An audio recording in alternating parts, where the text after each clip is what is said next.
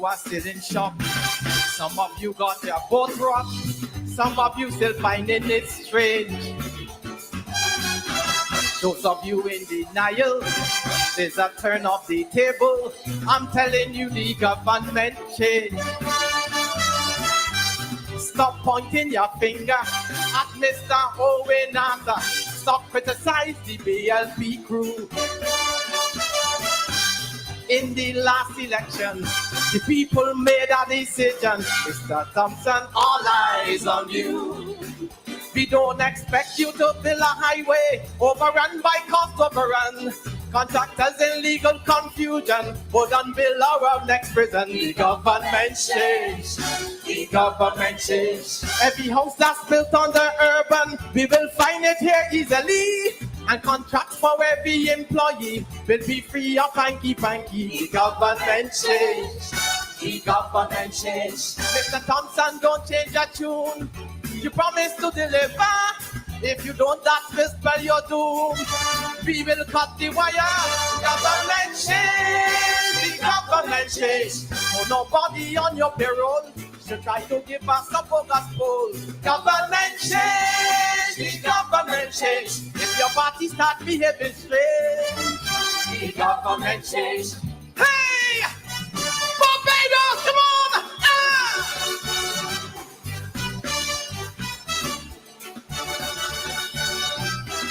We are very resistant, although change is constant.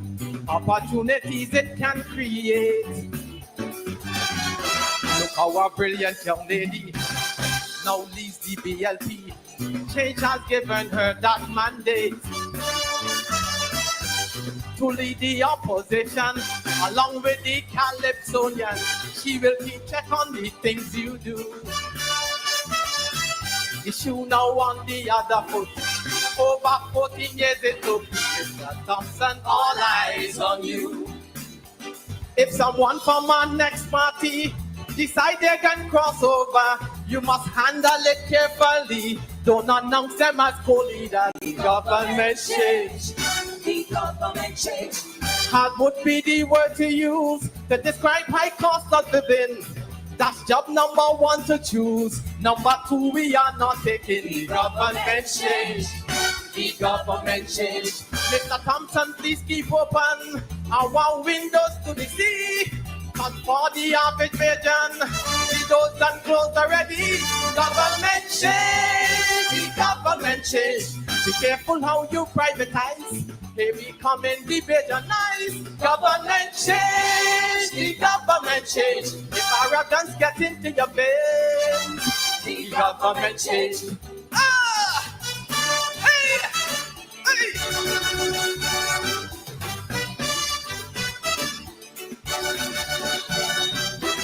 The general election was a revelation. Some things I heard really made me laugh. Money check, money on check.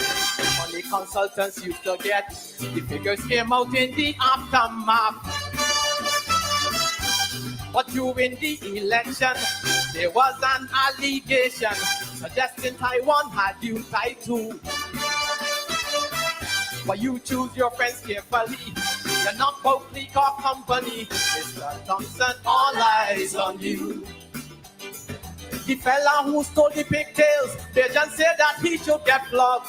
What we can do about them big ups who try to thief the whole hog? The government change. The government change. Want to get rich in a hurry, and they want it by hook or crook.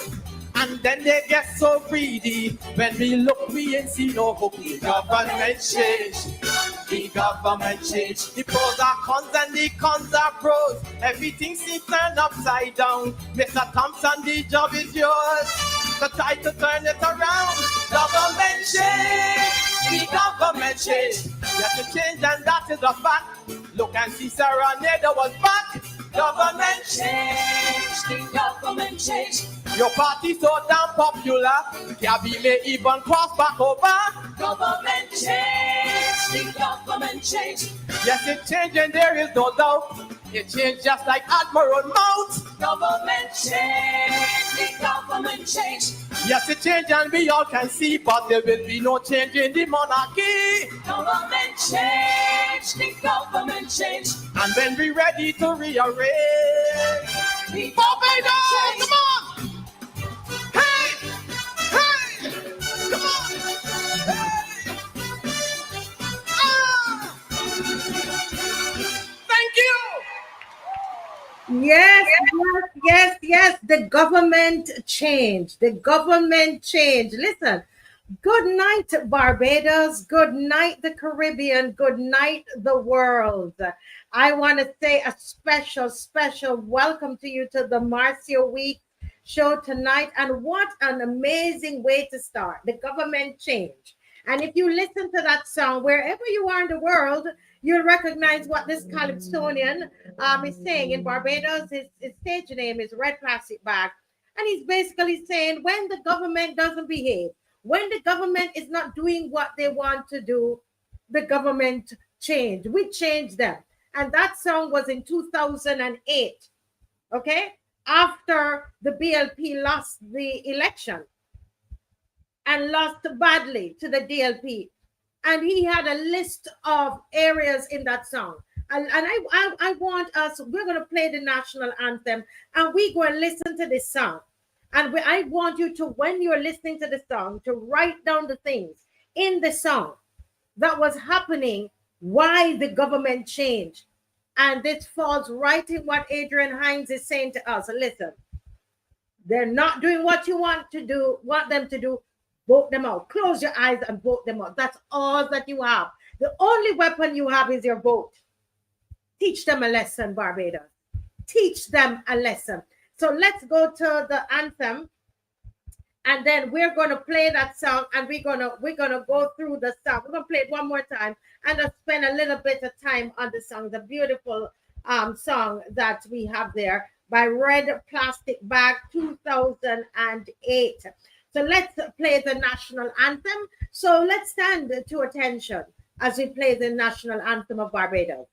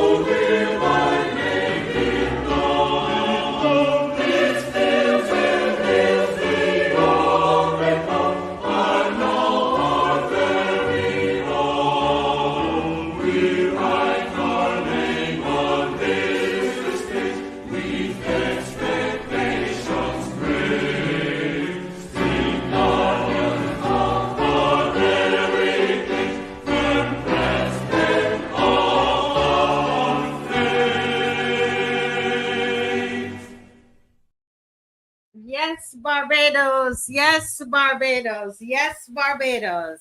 This is what we stand by. This is what we stand by. This is the only color. These are the only colors that we are going to line up behind, okay? The blue, yellow, and black. Put it up. The blue, yellow, and black. There's no party that we're going to be bewitched behind. There is no party in this in this country that we're going to be bewitched behind. Absolutely not. Anytime they're not working for us, we put them out.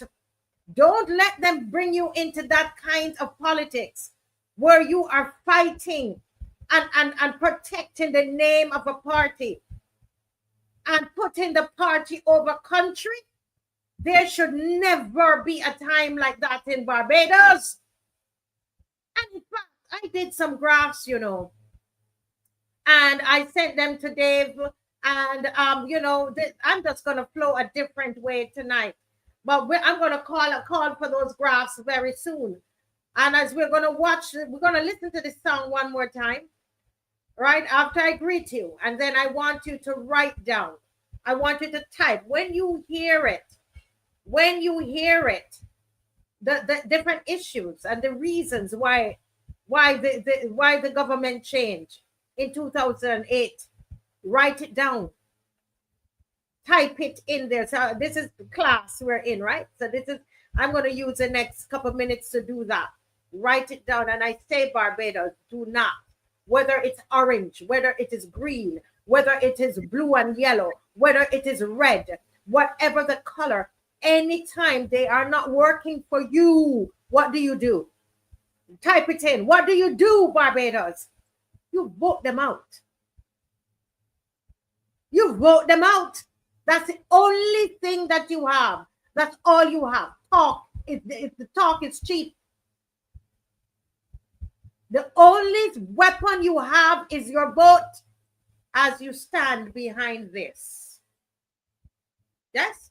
Good. So let me welcome the people before we sing, because I tell you, I've got to, you are the real deal. You are the real deal. It is because of you why I refuse even to take advertising money for this show. I've been asked even this week. Someone called and said, listen, you know, you have this show, and I don't even want the advertising money. You can call me stupid, Teroni Hall, and everybody else on here, Monica, call me stupid, but I keep it pure for you. Because I tell you, anytime you see money come in, anytime you start to have that, it's going to be very difficult to keep it pure, because guess what? And an advertiser, Judy Jokes, might say, I don't really want to, you know, if you keep doing that, I can't run my ads on your show. I can't do that. This show is for the people of Barbados. I tell you that. There's nobody that gonna give me any money, Flo Joe, for this. Okay, guys, share up the live, and that's why we do this thing together. When it goes down in history, it will go down as we did this together. All the panelists that came on here, and the citizens of Barbados, we did this thing together. The loyal opposition, Marcia, we did this thing together. No company gonna pay us any money and think that we're gonna have to run their ads, and then when they're not happy with us, they might be happy now that we're talking against the government. But what if somebody new, a new party goes in, and we start to talk about that party or that other party that's in government? Huh? What's going to happen? We're going to have to change our tune because they don't like it. The advertiser don't want it. No, we're not taking any money on here. They're not paying for 1 cent on here. Gilbert Perry, we're going to do this by ourselves. We have been doing this by ourselves. Nigel Carrington, I remember as I was putting on my makeup to come on, I was dressing up to come on here with 30 persons. 30. I have 3 fingers. What do you mean? 10, 3 tens, 30. We ain't taking no money from no advertising, okay? To come on here. We're going to do this ourselves. What do you all think about that idea? We're going to do it, Kimte. We can do this by ourselves. Matthew, we can do it. This is our Barbados. I'm not taking any money. I don't want it. We are not taking anything. Okay? We're going to do this together. People say, but you're putting in all this time and you're not monetized. We do this together. We do this at Barbados. Let's do one thing. Can we do something that nobody pulling our strings? Can we do something for our country because we love it? Just because we love it? Can we do it just because we love it? That's what we're doing. And I promise you, once my husband and I, we're involved, and all the panelists that you see on here, Glenn Murray, Maxine McLean, Rose Corbin, you see Caswell Franklin, you see all the others. I can't recall all of them, Mr. Lewis, all of them. Ferdinand Nichols, my co-host. Let me tell you, that man is a man of integrity. Ferdinand Nichols, let me tell you something. We are not taking anything from anybody, because nobody gonna hold my tongue when I come on here. Yes, nobody gonna hold our tongue. I know Mr. Murray ain't taking nothing. Cammy, Miss McLean, worse. Sandra Charles, Alwyn Bob, Nigel Newton. Nigel Newton, we'll walk. We can't wait for you to come back on when you're ready, right? Yeah. Hey, Sonny. Hey, Monica. Yes, not a cent we're taking. We do this thing together. We have all of our roadside parliaments. We paid for them together, starting with myself putting money in, Caswell putting money in, my husband putting money in, Maxine McLean, and everybody putting in money. And when you all saw we were putting in the money, then you came and started to put money in. Please, we ain't taking none. None. And we're going to do this thing together. Can we have something, yes, Kim, that we're not selling out on? Can we have something that we know is ours and there's no selling out of anything? Let it be this. Let's gather around this, guys. We will not be bought. Let's listen to this song, folks. Let's listen to the song here. And then I want you to, as you're listening to the song, don't just enjoy the music. Listen to the words. Listen to the lyrics.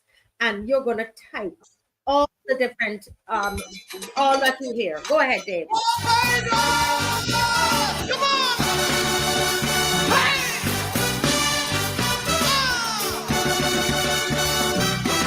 Some of you are still in shock. Some of you got your boat rocked. Some of you still finding it strange. Those of you in denial, there's a turn of the table. I'm telling you, the government changed. Stop pointing your finger at Mr. Owen Arthur. Stop criticizing the BLP crew.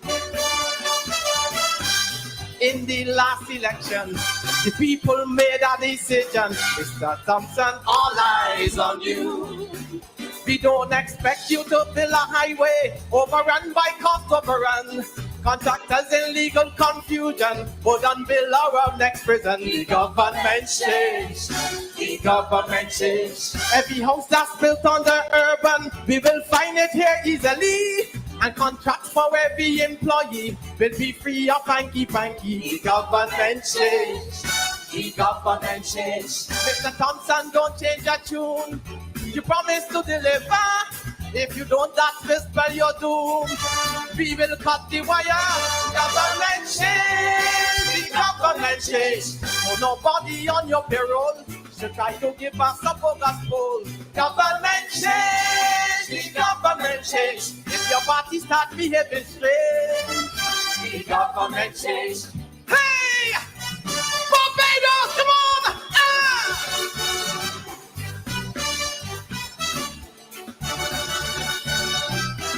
We are very resistant, although change is constant. Opportunities it can create. Look how a brilliant young lady now leads the BLP. Change has given her that mandate to lead the opposition along with the Calypsonian. She will keep check on the things you do. The shoe now on the other foot. Over 14 years it took. Mr. Thompson, all eyes on you. If someone from our next party decide they can cross over, you must handle it carefully. Don't announce them as co-leaders. The government change. The government change. Hard would be the word to use to describe high cost of living. That's job number one to choose. Number two, we are not taking the government change. The government change. Mr. Thompson, please keep open our windows to the sea. Cause for the average Bajan, the doors done closed already. Government change. The government change. Be careful how you privatize. Here we come in the Bajanize. Government change. The government change. If arrogance gets into your veins, the government change. Ah! Hey! Hey!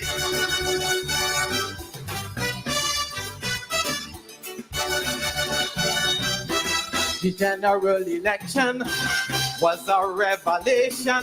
Some things I heard really made me laugh. Money check, money on check. Money consultants used to get. The figures came out in the aftermath. But during the election, there was an allegation suggesting Taiwan had you tied to. But you choose your friends carefully. You're not both league or company. Mr. Thompson, all eyes on you. The fella who stole the pigtails, they just say that he should get flogged. What we can do about them big ups who try to thief the whole hog? The government change. The government change. Want to get rich in a hurry, and they want it by hook or crook. And then they get so greedy. When we look, we ain't see no hope. The government change.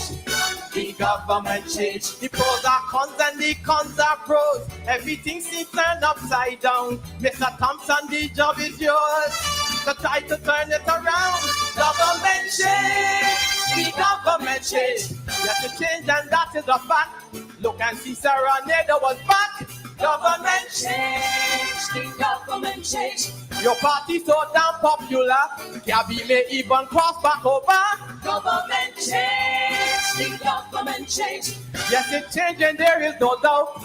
It changed just like Admiral Mount. Government change. The government change.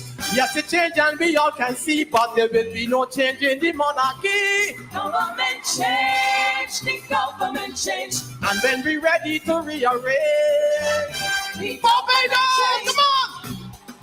Hey! Hey! Come on!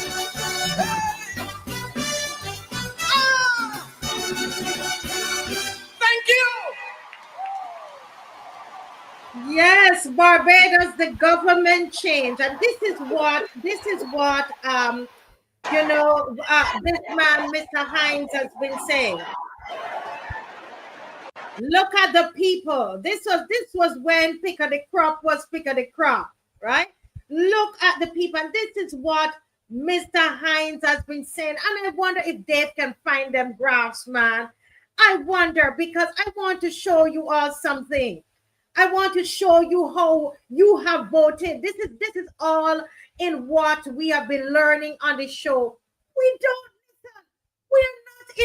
not gonna make no covenant with no party till death do us part. Is a marriage?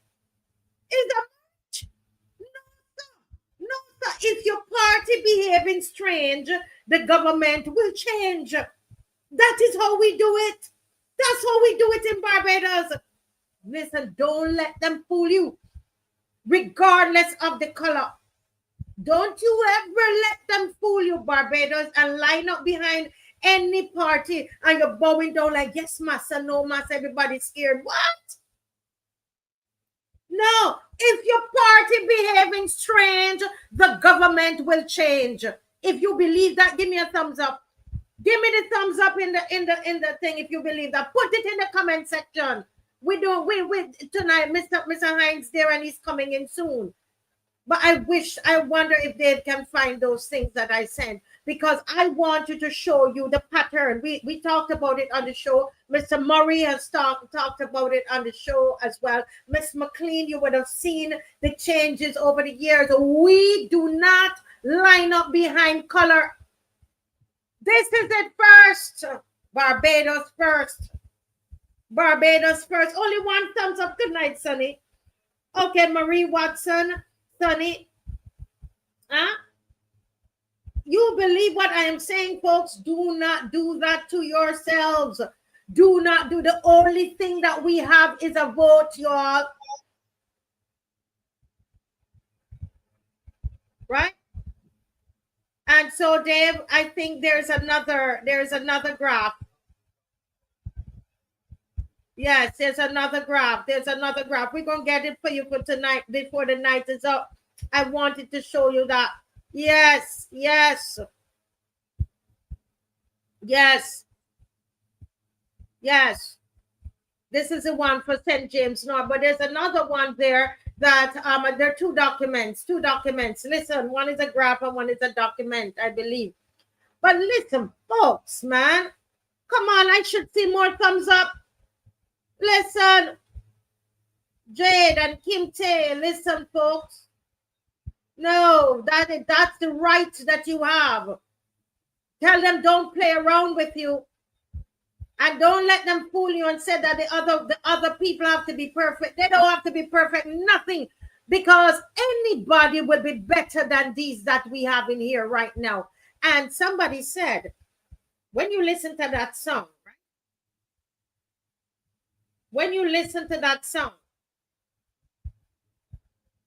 he is talking about windows to the sea, privatization. That was back in 2008. This is what was happening under that administration when we changed them. You remember when we changed them? Windows to the sea, privatization, right? Expensive consultants were in the BLP before 2008. Everything turned upside down before 2008. Hanky-panky contracts he talked about, right?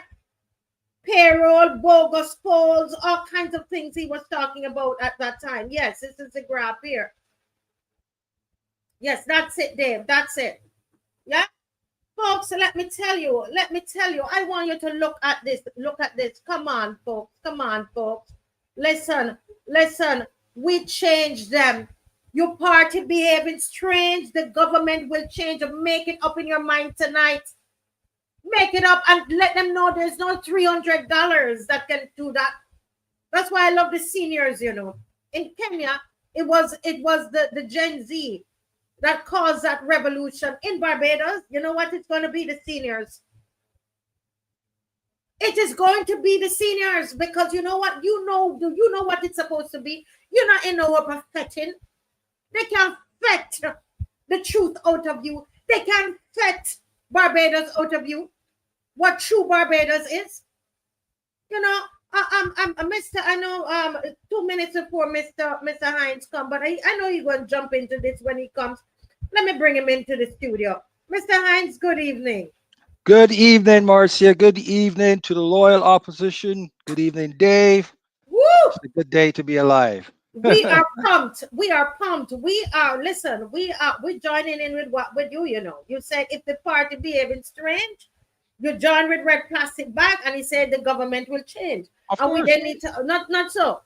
Yes, of course. Of course. I want Barbadians to locate themselves at the center of politics in Barbados. Politics is not a dirty word. Politics comes from people. Politics comes from the economy, which is, by and large, the people. You are at the center. You're supposed to be at the center, and you need to behave that way and to make those who govern accountable to you and not the other way around. Right? Locate yourself at the center. Whenever you hear this stuff, all this lofty stuff coming from the political class, the political, as Marsha called it, what the Politi- I politicari, think we can call it. political bourgeoisie, Yeah. whatever they call the political Yes. elites. When you hear this jargon coming from them, immediately think about where you are in all of this jargon. Where are you located? Are you feeling this growth? Are you feeling all of this excitement that they are telling you? If you're not, then you have to ask why, and then ask them why you're not feeling this. And this all comes down to understanding what is referred to as macroeconomics and microeconomics, and And all of before us you are jump in that, I'm going to take 2 minutes to show them this graph. Yep. Look at this graph. Let's move this banner and look at it, Barbados. This is what we have done as a nation. David, if you could go up a little bit and let them look at years. Okay. So in 1961, you see the blue? That was the DLP, right? They won the election 1961, right? Mm-hmm. 1966, DLP again. 1971, DLP again. Right? If this, I got this information and created a graph. So if I'm wrong, you can let me know. You know we do the show together. Yep. But look at 1976, the Great Barrow. Isn't that barrow that they put out? Yep. They put out in 1976. As great as Barrow was, its statues in the square. Bajans don't make sport, you know. Yep. When he felt he was too big, what did Bajan do in 1976? They put him out. Look Yes. at this graph. Yes. Is that And correct? absolutely. And that's the way it should be. Some people get upset saying B, D, B, D, B, D. This is democracy. This is what you do. I mean, in England, how many prime ministers have England had in the last, I don't know, 8, 9 years? Like 4 or 5 prime ministers. When you're not doing your job, you have to go. It's as simple as that. So don't get into this nonsense that B and D are the same. I mean, there's a legitimate argument there, but you live in a democracy. And if the person in the driver's seat is not driving well, make them get out and get somebody else to drive. That's what we do. So this is a good reflection here. We should not allow what occurred in 2018 and 2022 to continue any further. This government has demonstrated, even at a very high level, without much information, that they do not deserve your vote. They've tried, and they've hide, and they've played a lot of political tricks to keep their non-performance away from you. And but you see it and you're feeling it, and therefore you know this, that they don't deserve your vote. It's time to Yeah. kick them out. Time to kick them out. And 1981, the BLP was you liked what they were doing and you kept them in, Barbados. Right. Yeah. Don't let this covenant thing and this foolishness and that you don't need an opposition. That is, listen to me, propaganda. Propaganda. Yep. 1986, 1991. Look at what happened in 1986. You voted off the BLP. You've done it before and you brought back in the DLP and they stayed until 1991. And when they're doing nonsense, what you did, Barbados, in 1994, you voted them out, Barbados, and they stayed in. The DLP stayed in again for 3 terms, 1991 to 2003. Yep. I was here in 2003. And guess what? 2008, you said, away with you. And you brought in the DLP and you brought that they stayed in 2013. And in 2018, you said, and you took them out and you took out, and by 2022, you kept them in. So if it is that you are not happy with the government, just vote. Yep. And you can see the voter turnout. This is also telling us the voter turnout. Anytime, look at it, Mr. Hines. Anytime the DLP wins, there is a high voter turnout. It seems to me. Is that what you understand from this graph? Yes, that's a pretty good understanding, and yes, it's been proven time and time again that high turnout usually means the DLP will win or do very, very well. And I will say this just before, Mr. Hines, you're going to get your full time. That's fine. That the BLP, they use that as a strategy as well. Let's see, what is the strategy that is going to happen this time around, that the voters are not given the opportunity to go out. They did it with COVID. They did it in COVID because they know that there would have been a low voter turnout in COVID. And it always, low voter turnout favors who? The BLP. Yep. This is why I say go out. Those in St. James North, go out. Don't think it in your head. It's not going to change by you thinking in your head. Put on your clothes and go and vote. That's the way you get them out. You need to go out. The low voter turnout favors the BLP. They know that. The history tells us high voter turnout for voters, somebody else, they know something is wrong once you have the high voter turnout. Okay? Yep. Yes. So we are going to those of you want to take a snap, take a little a picture of this. You can take a picture of it. We will refer to it different parts of the show tonight, and but we're going to go right now into Mr. Heinz's um presentation. Go right ahead, sir. Welcome. Yeah. No, I don't know if uh, Dave. I sent my PowerPoint slide pretty late. It's there in the WhatsApp. I don't know if he has it that he can put it up. In his WhatsApp or mine. Yours and yours, I think. Okay, Yeah, I so don't we have will look his. for that. So you go Yeah. ahead, and once we can get it up, we'll have it up for you. Right. So eh, since the governor general had, sorry, not the governor general, the governor of the central bank has started his tenure, which I believe, when I questioned the removal of the previous one for him, which I didn't understand, um, I concluded that given his work for the government through the IMF, that there's a possibility that we would start to see um, reports, central bank reports that favors the government. Now, that has been the case, Mm, right? That has been the case. Everything he said pretty much favors the government. And we've got to the point where I think Barbadians are beginning to understand that what he says isn't what they're feeling, mm, right? They don't see it. He says these things and they don't see it, to the point where um, a journalist in his last report, a journalist said, "Hey, you talk about the economy growing, all this growth and stuff like that, but people are not seeing it. You know, why do you think that is?" And his response was one for the ages. His response was more that of a layperson, using just visual observations and not a trained economist. He referred mhm, to when he drives around and walks around, he see all these buildings and all that good stuff. Um, and that to him says that the economy is growing. And that's what the average Bajan in the diaspora, who's been away for like 30 or 40 years, coming back to Barbados and um, seeing Grantley Adams Highway for the first time, and seeing Mercedes S5s and E5s and whatever else in Barbados for the first time, quickly conclude that Barbadians must be doing very well, right? mhm, And that's what a layperson would say. That's not what a trained so-called economist should be saying to defend his macroeconomic statements. So today I want to deal with macroeconomics versus microeconomics. You're going to hear those two words a lot. They're very easy to understand. And this is based on an article that Dr. Don Marshall had written in response to the latest governor, governor of the central bank report, right?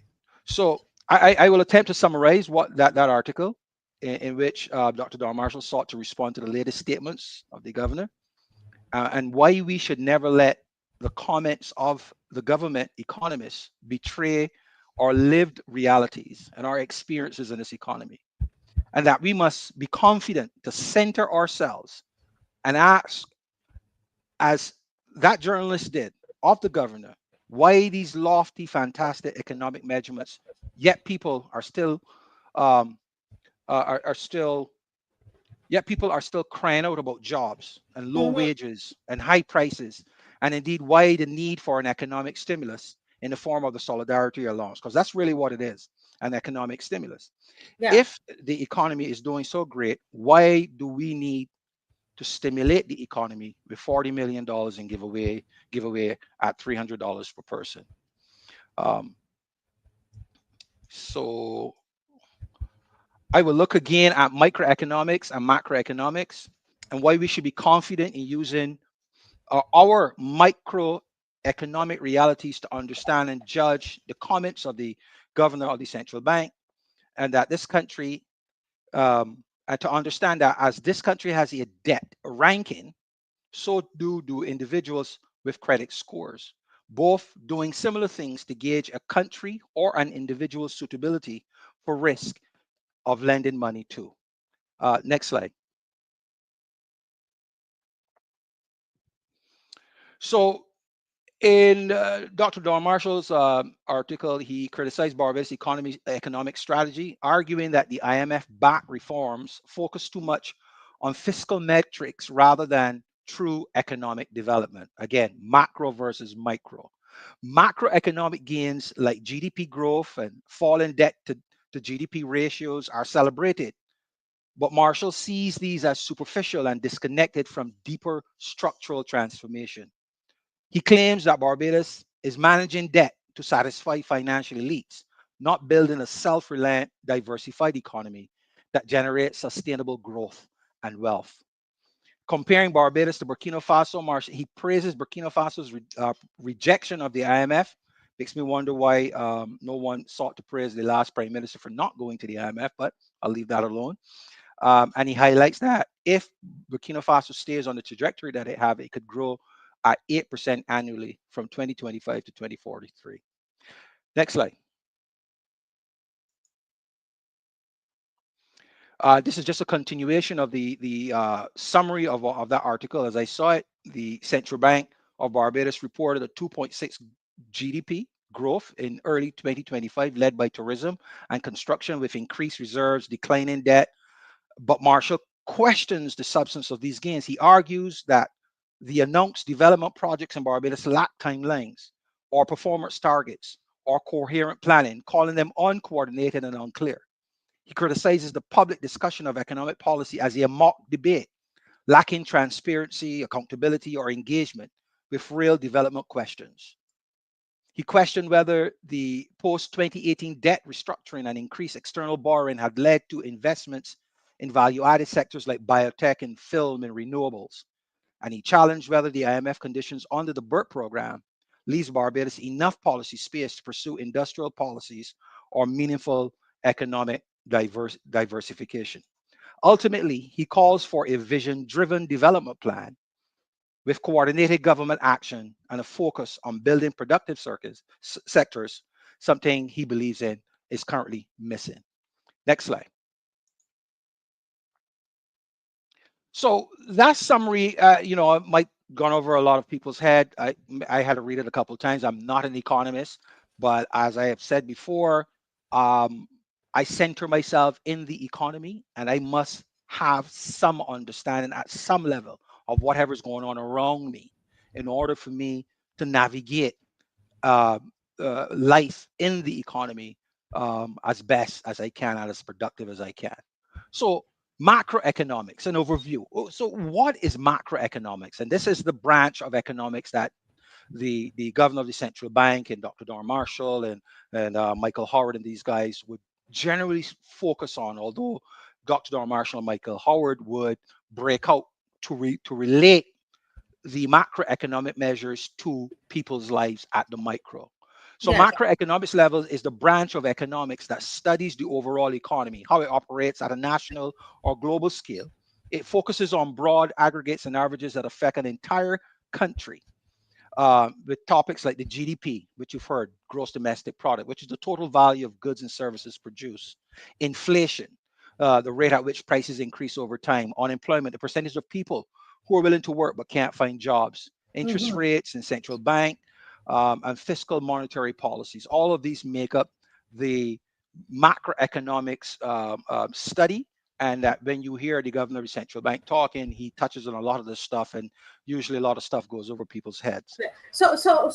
What I'm here writing, making notes, and you're reminding me of my econ class, um, Okay. in college. So really, basically, he is speaking at this level. Yeah. Yeah. He's Uh, speaking at a high level, and so that is why, and because they're always talking, you will hear them. I'm sure Bajans listening will remember whenever we hear them talking, right? They're mhm, talking about inflation rate, they're talking about the GDP, the mhm, unemployment rate, the interest rate. mhm. Those are the things that we hear them talk about at Yeah. a high level. But we Yeah. live down here, right? So Yeah. I'm just And they breaking it down for never, people. yeah, and they never equate all of this to what people are seeing at the microeconomic level. They always stay at the top. They never, and particularly in this current environment, I don't think they could, because it would not sell the idea that Barbados is doing well if they try to marry what people are feeling at the microeconomics with these lofty measurements at the macro. And that's where Dr. Don Marshall comes in with his summary, disputed a lot of what the governor central bank said, what Michael Howard would say, and even Mr. Anthony Woods would say. And the journalists, the journalists saw that disconnect. It is a Yeah. real disconnect. So next slide, please. So where we're looking at micro. Okay, go right ahead. Right. So microeconomics, this is where all of us are at.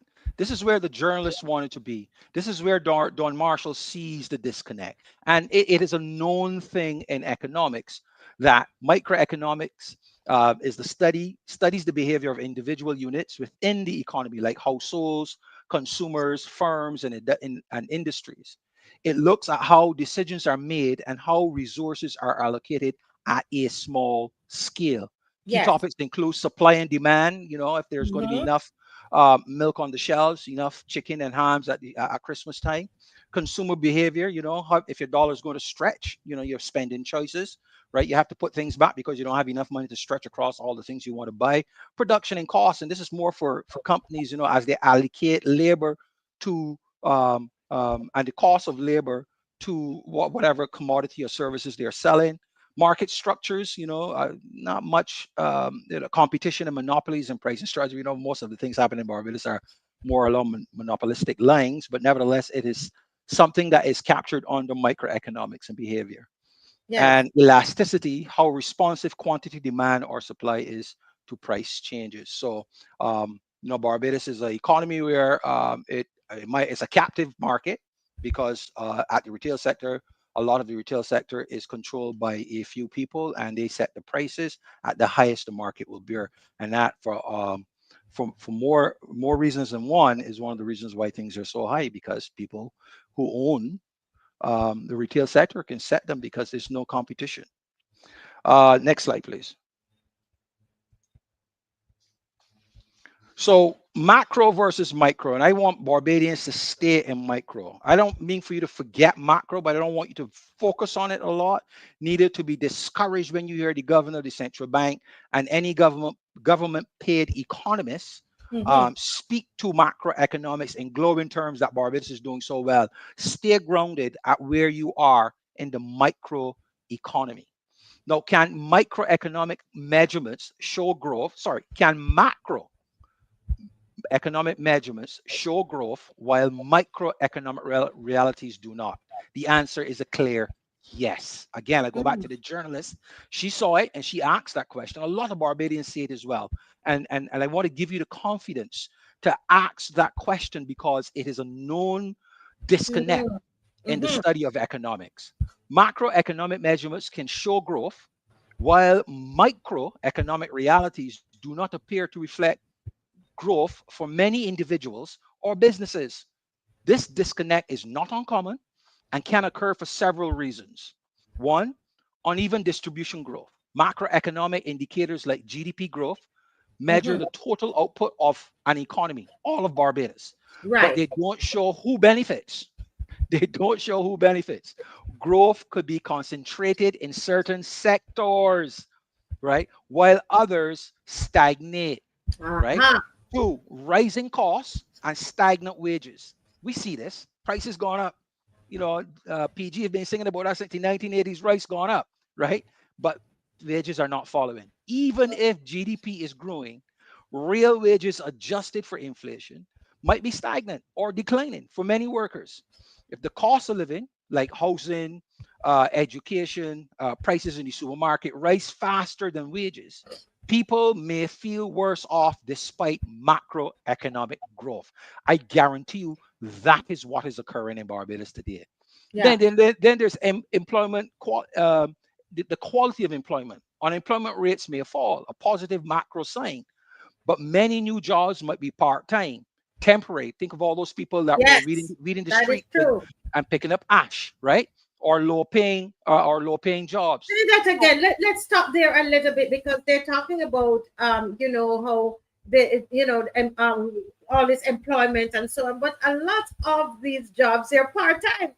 You know, they get a Yeah, little contract work there and a little contract work there, so it's not real. And something I want to say before Mr. Hines uh, uh, continues his presentation, because I want it to, so I want Barbadians to so understand it. I don't want you to get turned off because you see these terminologies. So when you say micro is small, right? yeah. It is Small, you, and macro big. right? Okay, The so the small thing, man. Micro means small, so the small man, right? yes, The average man. That's you. That's us. Go ahead. yes, right. That's what I wanted. You made it even more, even clearer. Continue, Yeah. sir. Right. So in employment quality, as I said, unemployment rates may fall, a positive macro sign, but many new jobs might be part-time, temporary, or low paying, like the ash workers, the people weeding and stuff like that. So while job numbers look good, the quality of employment may not translate into improved individual welfare. Asset-driven growth. Growth in stock markets and real estate values can boost GDP. I see some houses in Barbados selling for $500,000 US, and I'm like, where's the value? I don't see it. But anyway, that's the prices. The average person may not own significant financial assets, so they do not see the benefit. Debt fuel consumption. Debt fuel consumption. The big brag about having 32 weeks of U.S. currency reserves is a big thing for the government and the central bank governor. They don't ever tell you that the vast majority of it is from borrowing, from borrowed money. So debt fuel consumption, consumer spending may rise due to increased borrowing, making GDP appear stronger, but this can mask underlying financial stress at the household level. So even the government is borrowing to spend because we get U.S. money reserves so that the retail sector and whomever else that needs to import and for their business can have U.S. dollars to buy stuff overseas. So that is spending. And then even at the uh, consumer level, um, people may be using credit cards and stuff like that to get by, right? So that's at the micro level. This is where you are. I'm sure a lot of people understand and feel can relate to this better than they could at the macro level. Next slide. So this is a continuation of using microeconomics to understand macro. So are we right to use our economic realities to understand macroeconomics? I say yes. I say that we hear the governor of the central bank and how lofty he made his report that Barbados is doing well. But when you center yourself as a citizen of Barbados, you must ask the question, am I part of this celebration? And be honest with yourself, because if you're not, here's why. There's that disconnect between macro, macro economics and micro, the small man, the average everyday person like you and me, right? So why do micro realities matter in macroeconomics? And this is for the economists out there who like to talk about macroeconomics without really giving examples of this macro growth at the micro level, because they reveal distribution, not just aggregates. Macroeconomics tells you the GDP grew by 3%, but microeconomics shows who benefited. Mm-hmm. Was it just corporations? Was it just the political class? Or was the low income households also included?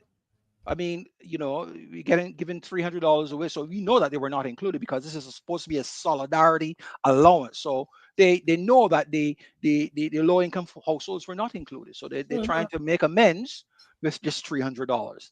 Policy outcomes are felt at the micro level, and this is why number two, policy outcomes are felt at the micro level, Mm-hmm. folks. When you remove yourself from politics, politics is still driving how you live. Say that again, Policy, please. when Say it you again. remove yourself from politics, politics is still driving how you will live, right? Policy outcomes are felt at the micro level, at the small man level, at the average Barbadian level. Austerity may improve debt to GDP ratios, as the IMF programs have done, but may also cut health, education, and social services, harming long term productivity and human capital. That is occurring in Barbados Today, you are being affected by political policies that were made by politicians that got in because you did not go to the polls and inform yourself sufficiently. It doesn't take a lot to determine who has your back, who appreciates the fact that you are the center and that you place yourself at the center and you ask, what's in it for me? You walked away and give these people free range. So they're making policies that are affecting you, right? Micro behaviors drive macro outcomes. Consumer confidence, business investment, and labor supply, all micro level decisions aggregate to influence GDP, inflation, and employment. That's when you hear some people say, man, you should strike and shut down the country. This is exactly what they're talking about. As much as they make it seem as if it's there are the reasons why the economy is doing so well and that they can help you benefit by giving you $300. If you decide not to spend that $300 or any more of your money, the economy will come to a halt, right? So you need again to ask what's in it for me. Put yourself at the center because you're truly at the center. You need to behave that way. Lived experience affects political and social stability. Here we come to. Lived experience affects political and social stability. Macro stability with micro hardships can lead to social unrest, Ah, populism, or political rejection of orthodox policies, as seen in Barbados or the US and parts of Europe. This is what's can happening. you make that point again? Because we're going to talk a little bit about the crime. I mean, we see what we see Exactly. in. I just got reports here that the man that was beaten, he was actually stabbed yesterday, and his money taken away from him. Yeah, A yeah, 66 years old yeah. man was stabbed. But So, continue. But can yeah, you for repeat what you said there? lived experience affects political and social stability. Crime has an economic part to it. There is something called the economics of crime. Mm-hmm. Macro stability, all those lofty measures that the governor, the central bank talked about, with micro hardships, which Barbadians, the small man, the average Barbadian, right, is feeling, right, can lead to political rejection, which we are asking these people to do on behalf Mm-hmm. of themselves with this current government, right? And put these people, oh, this is where crime meets economics. I'm Mm-hmm. not justifying it, it's just a reality that people want to Yes. get by, and people will start to think of doing things they normally would not do in order to get by. Micro data can identify structural constraints. Micro level data can uncover issues like informal labor markets, access to credit, or educational mismatch, factors that cap macro potential. In short, Barbadians, in short, Bajans, understanding macroeconomics without microeconomic context is Yes. like reading only the summary of a novel. You'll miss the depth, nuance, and critical plot points. And this is the charge that I lay, along with Dr. Don Marshall, at the feet of the governor of the central bank. Mm-hmm. Right? That macro context without macroeconomic context is like reading the summary of a novel and not fully appreciating or understanding what's going on with the small man, the average Bajan at the micro level. Next slide. So here's a case study of macroeconomic growth versus microeconomic realities during a period where growth was celebrated and it didn't match the micro realities. And incidentally, this is with regards to the American economy from 2008 to 2019, the so-called lost decade in Barbados. Here's what we experienced at that time in America. So macroeconomic growth, the GDP of the United States after the 2008 financial crisis, the US GDP steadily rebounded, averaging about 2 to 3% annually through to 2010. Unemployment rates fell from a peak of 10% in 2009 to below 4% in 2019. The stock market The S&P 500 more than tripled from 2009 to 2019. Corporate profits reached an all-time high with strong productivity in sectors like tech, finance, and healthcare. Now that's the macro. Here's the microeconomic realities. Wage stagnation. Medium wages remain relatively flat when adjusted for inflation, particularly for low and middle income workers. This thing called the gig economy, right? Gig economy is like people, taking up part-time jobs, right? Millions of people took jobs in the gig economy. They started driving Uber and Lyft and Instacart and started to work on freelance platforms like YouTube and selling on Amazon and all this stuff, which offered flexibility but little job security or Mm-hmm. benefits. And these things were counted as jobs. The Mm-hmm. wealth inequality grew, right? Wealth inequality grew. The top 10% earners captured more of the post recession income gains, while many households still struggle to rebuild savings or afford rising housing and healthcare costs. This is what occurred in America during 2008 to 2019. America, all In right? America, that's In America. America, right? Underemployment. Many people work part-time jobs involuntarily or held multiple jobs to make ends meet despite strong macro indicators. This is Listen America. carefully. Listen, This is because America. somebody here is saying here and theory, which is why sometimes I pause Mr.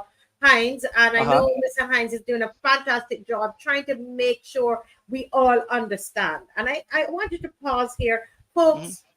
This is not any gossip tonight. This is not a. I want you to send the link out. Important. Very important. Theory saying that he wants that the everyday man should be exposed to set concept packaged in a way that they can understand, and that's what we are trying to do tonight. So Yeah. if it's not getting through, let us know. We will slow it Yeah. down because the aim here Mhm. is to make sure you understand. So you were saying something that between 2008 Yeah. to that those to what year 2000 and 2008 to 2019 to yeah, demonstrate in the American economy, the largest economy in the world, to demonstrate the difference or the disconnect between macroeconomics and what people were feeling at the microeconomic level. at the And small man incidentally, level. So we're yeah, talking.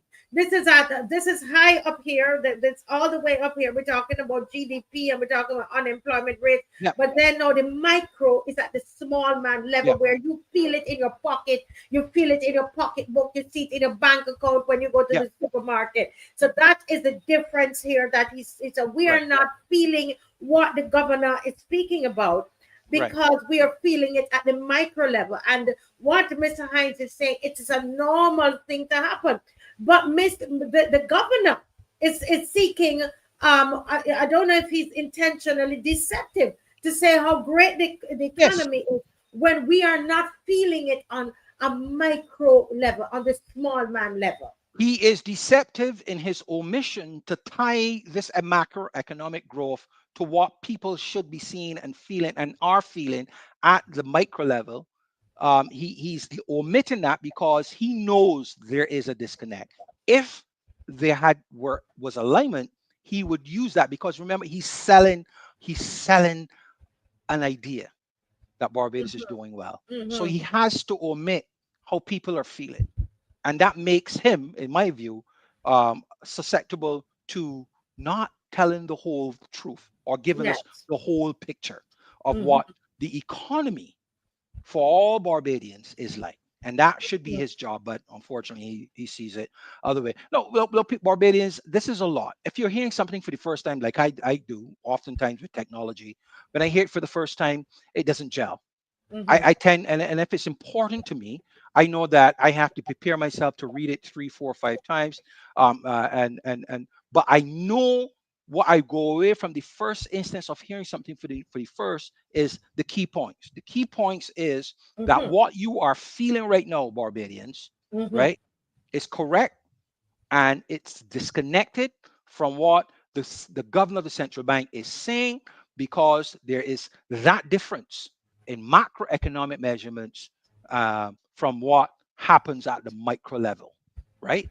Understand that. All the other stuff, once you start with that and be confident in that, all the other stuff will start to make sense as you continue down this road. You don't have to get all of this in one fell swoop. I didn't get it all in one fell swoop. I made a lot of mistakes over the years trying to understand Understand my it. role in the American economy, right? Yeah, So I get to this point some 30, 40 years later to fully understand to the point where I understand. feel And confident in telling let people me about just it. pause you to say something to almost 800 of you watching tonight. I want to say something to you guys.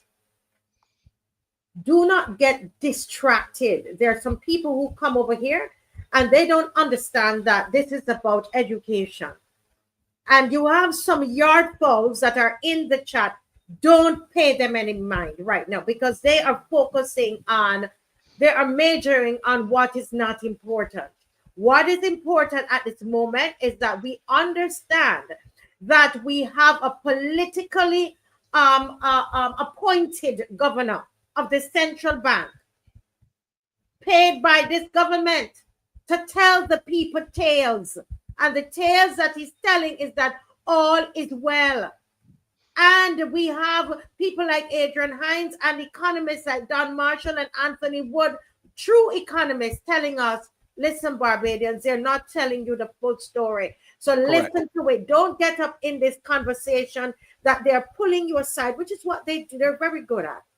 Because Yeah. they themselves that are doing it, I'm sure, in the comment section, don't even understand this. So ignore them, please.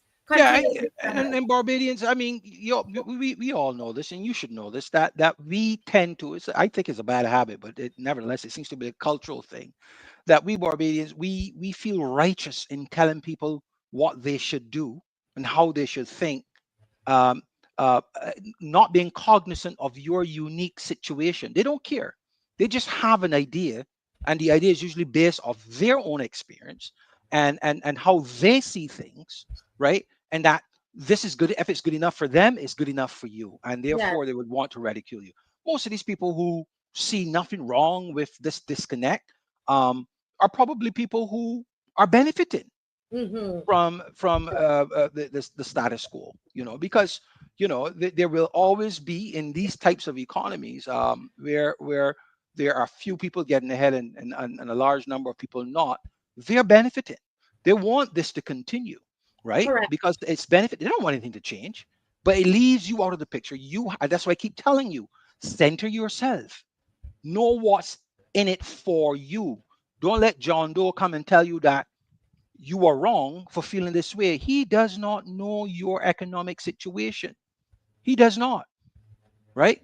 See it for you for what it is based on how it's affecting you. And stay true. Yes, there are going to be people, and people will not, people will come and as I said, and try to sell you an idea that is benefiting them. And you know for well it's not benefiting you. And you have a right to yourself and to your family to see it from your unique perspective and not theirs, right? So that's the case study for the US. No, next slide, please.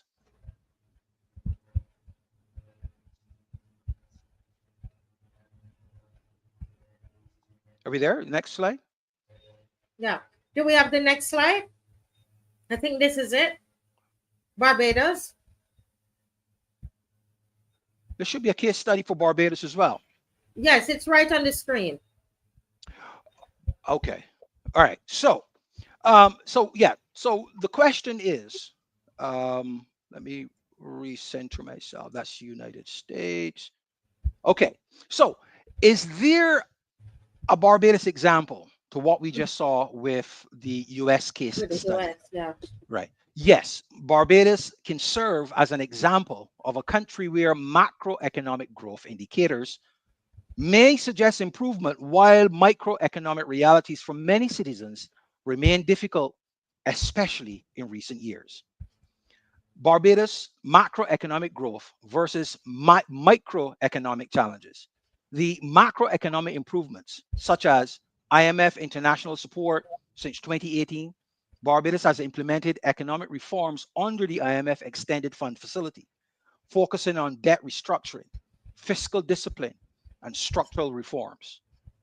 GDP growth recoveries after a severe contraction during COVID-19 about 14% in 2020. GDP growth rebounds strongly in 2022 and 2023, around 10% in 2022, largely due to tourism recovery, increased foreign investment, and government infrastructure projects, improved credit ratings.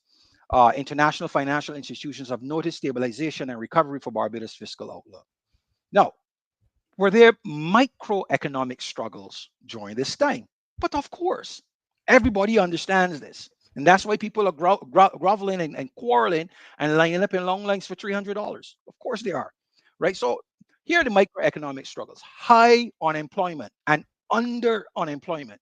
That Mhm. despite GDP growths, many individuals, especially in tourism, retail, and the informal sectors, face limited job opportunities um, or unstable work. We just But heard can Black can Monday. you differentiate? You said unemployment because they focus a lot on the unemployment rate. But what about underemployment? Well, yeah. I mean, you just saw them make a big fuss about the minimum wage, moving it from 850 to 950 after taxes is about 70 cents. 70 cents improvement, right? As if it's a big thing. Again, words, but in the context of Barbados, uh, $9.50 Barbados. When you reflect on the cost of the average retail product in Barbados, it is meaningless, totally meaningless. So underemployment, all of those gas station workers and supermarket retail workers, security guards who are getting 1050, I guess. Hmm. All of those, in my view, are underemployed, given the cost of living in Barbados and their wages. There is a huge disconnect. People cannot afford the cost of living in Barbados. I consider that underemployment, right? Where because the money they're getting, is not sufficient to live a meaningful life in Barbados, given the high cost of living. So that, in my view, is underemployment. And also the fact that it's people are not being employed over a long period of time. A lot of these are part-time jobs, that where they're working part-time, and they Yeah, they did that they would want more hours, but they're working part-time. So that is also as you were saying, they're not fully utilizing their skills and their qualifications, right? yeah, Or and their yeah. I mean, the experience. government and other people have bastardized the concept of working for oneself, right? Which I understood when I first came to this country. The concept was more to drive productivity, that people will understand that while working for a company and they're getting paid, that the fact that they're getting paid is that means that you're working for yourself. And they Mhm, bastardize it to mean that you are now a business owner in the sense of how the government will treat to you, or how these individual companies mhm. that has constituted this concept of being working for oneself are viewed. So all to disadvantage the employer, the employee, and advantage the employer. You know. So the other thing is cost of living. The imported inflation due to global supply chains and currency pressures has led to rising prices for food, fuel, and consumer goods. Pressure, public sector wage freezes, and limited job creation mean that the income growth hasn't matched inflation, affecting household purchasing power. And inequality, economic gains have not been evenly distributed. Urban centers and those in tourism related industries benefit more than rural populations or lower income families. The conclusion is that Barbados demonstrates how a country can check the right boxes for macroeconomic recovery, like GDP growth, debt reduction, and external confidence, while many individuals still suffer. So, my conclusion is that macro data alone does not capture true economic well being, Mhm. that inclusive growth requires aligning macro reforms with micro realities. So that journalist, I keep going back to her, and I'm going to get her name, that she was on the right path Yeah, to we ask actually that have a question. video. We have a video of it before that we're going to show at the end of your presentation. Right, Continue, sir. right. That question of tying macroeconomic measurements to the microeconomic realities is necessary. Don't give us that lofty things and then don't tell us what it means for the average man and the small man, middle class Barbadians. It could, because we're not feeling it, and we must understand why we're not feeling it, right? So the bottom line is that while macro level data suggested a thriving economy, many individuals and households did not experience those benefits and are not experiencing those benefits, creating a disconnect that is fueling public dissatisfaction and influencing, hopefully, Mhm. political movement.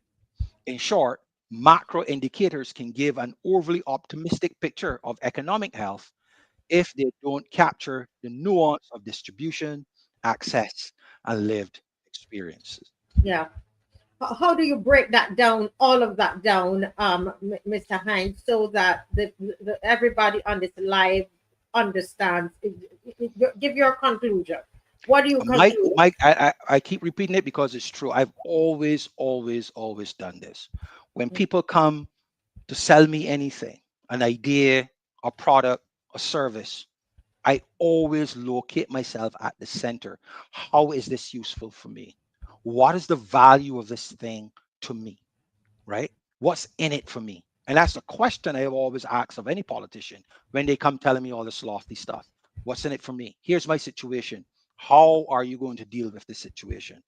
Be confident in demanding or asking that question and demanding answers, and Mm-hmm. vote according to who best is able to convince you that they appreciate and understand and see you at the center of the Barbadian economy, right? Mm-hmm. And even though, again, words can often be disconnected from actions, Mm-hmm. right? You can tell where a politician's heart lies in how they Yes. conduct themselves, in the words that they use.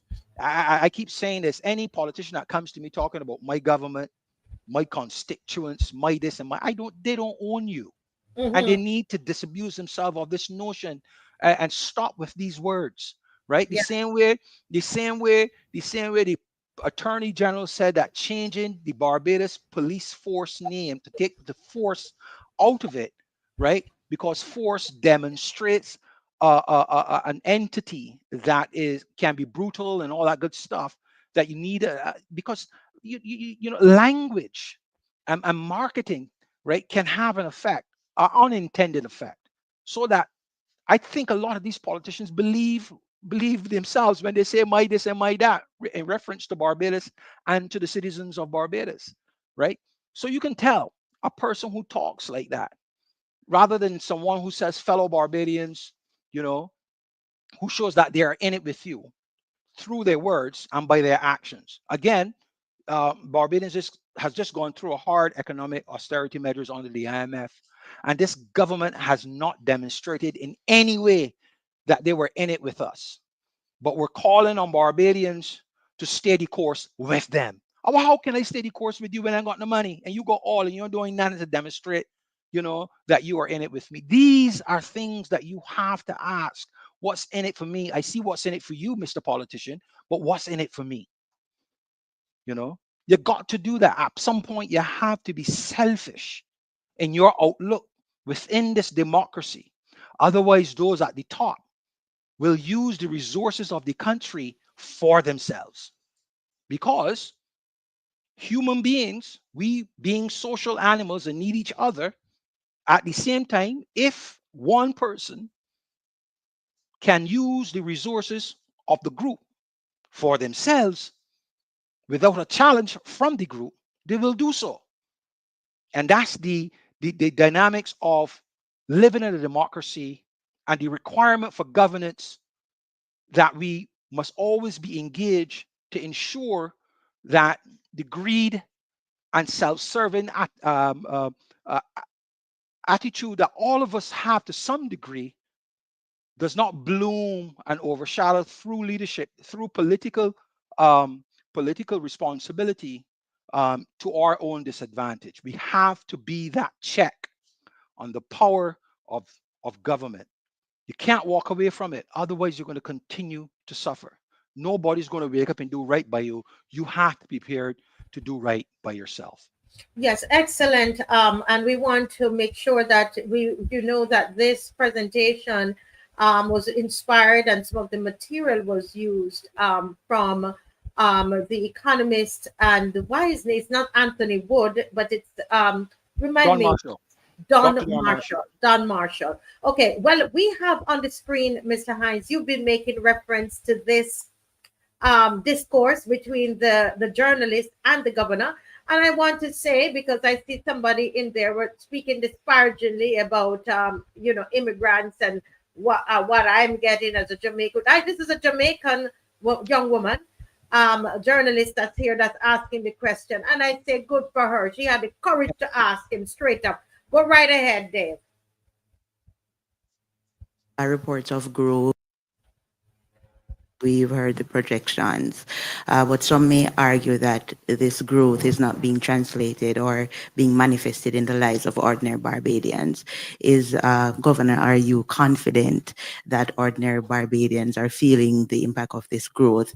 And also, what is being done or what can be done to address this public perception? So, I've heard this question many times, and we've answered it many times.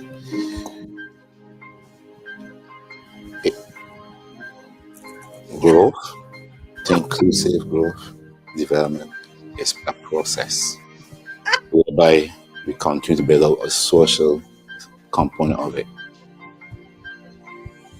What I've seen, based on being on the ground, moving around, is that it's happening.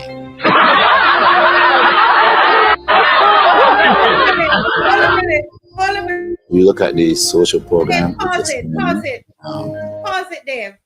He says that on the ground it is happening. Where on the ground are you, Central Governor? You pay any money. He don't drive around the place. Don't mind he talking foolishness. You pay any money. You see anywhere? You see, like he's going anywhere. That man lost almost all of his pigmentation from being in air conditioned almost daily, 5 days a week. He don't go away. He don't know what's going on. And that answer, as I said, is the answer that the average Barbadian who has left Barbados and has been living overseas for 30, 40 years and is now making their first trip back to Barbados, when they get there and they see the Barbados Highway for the first time, never seen it before. Oh, Barbados must be doing well. Huh? That's what they say.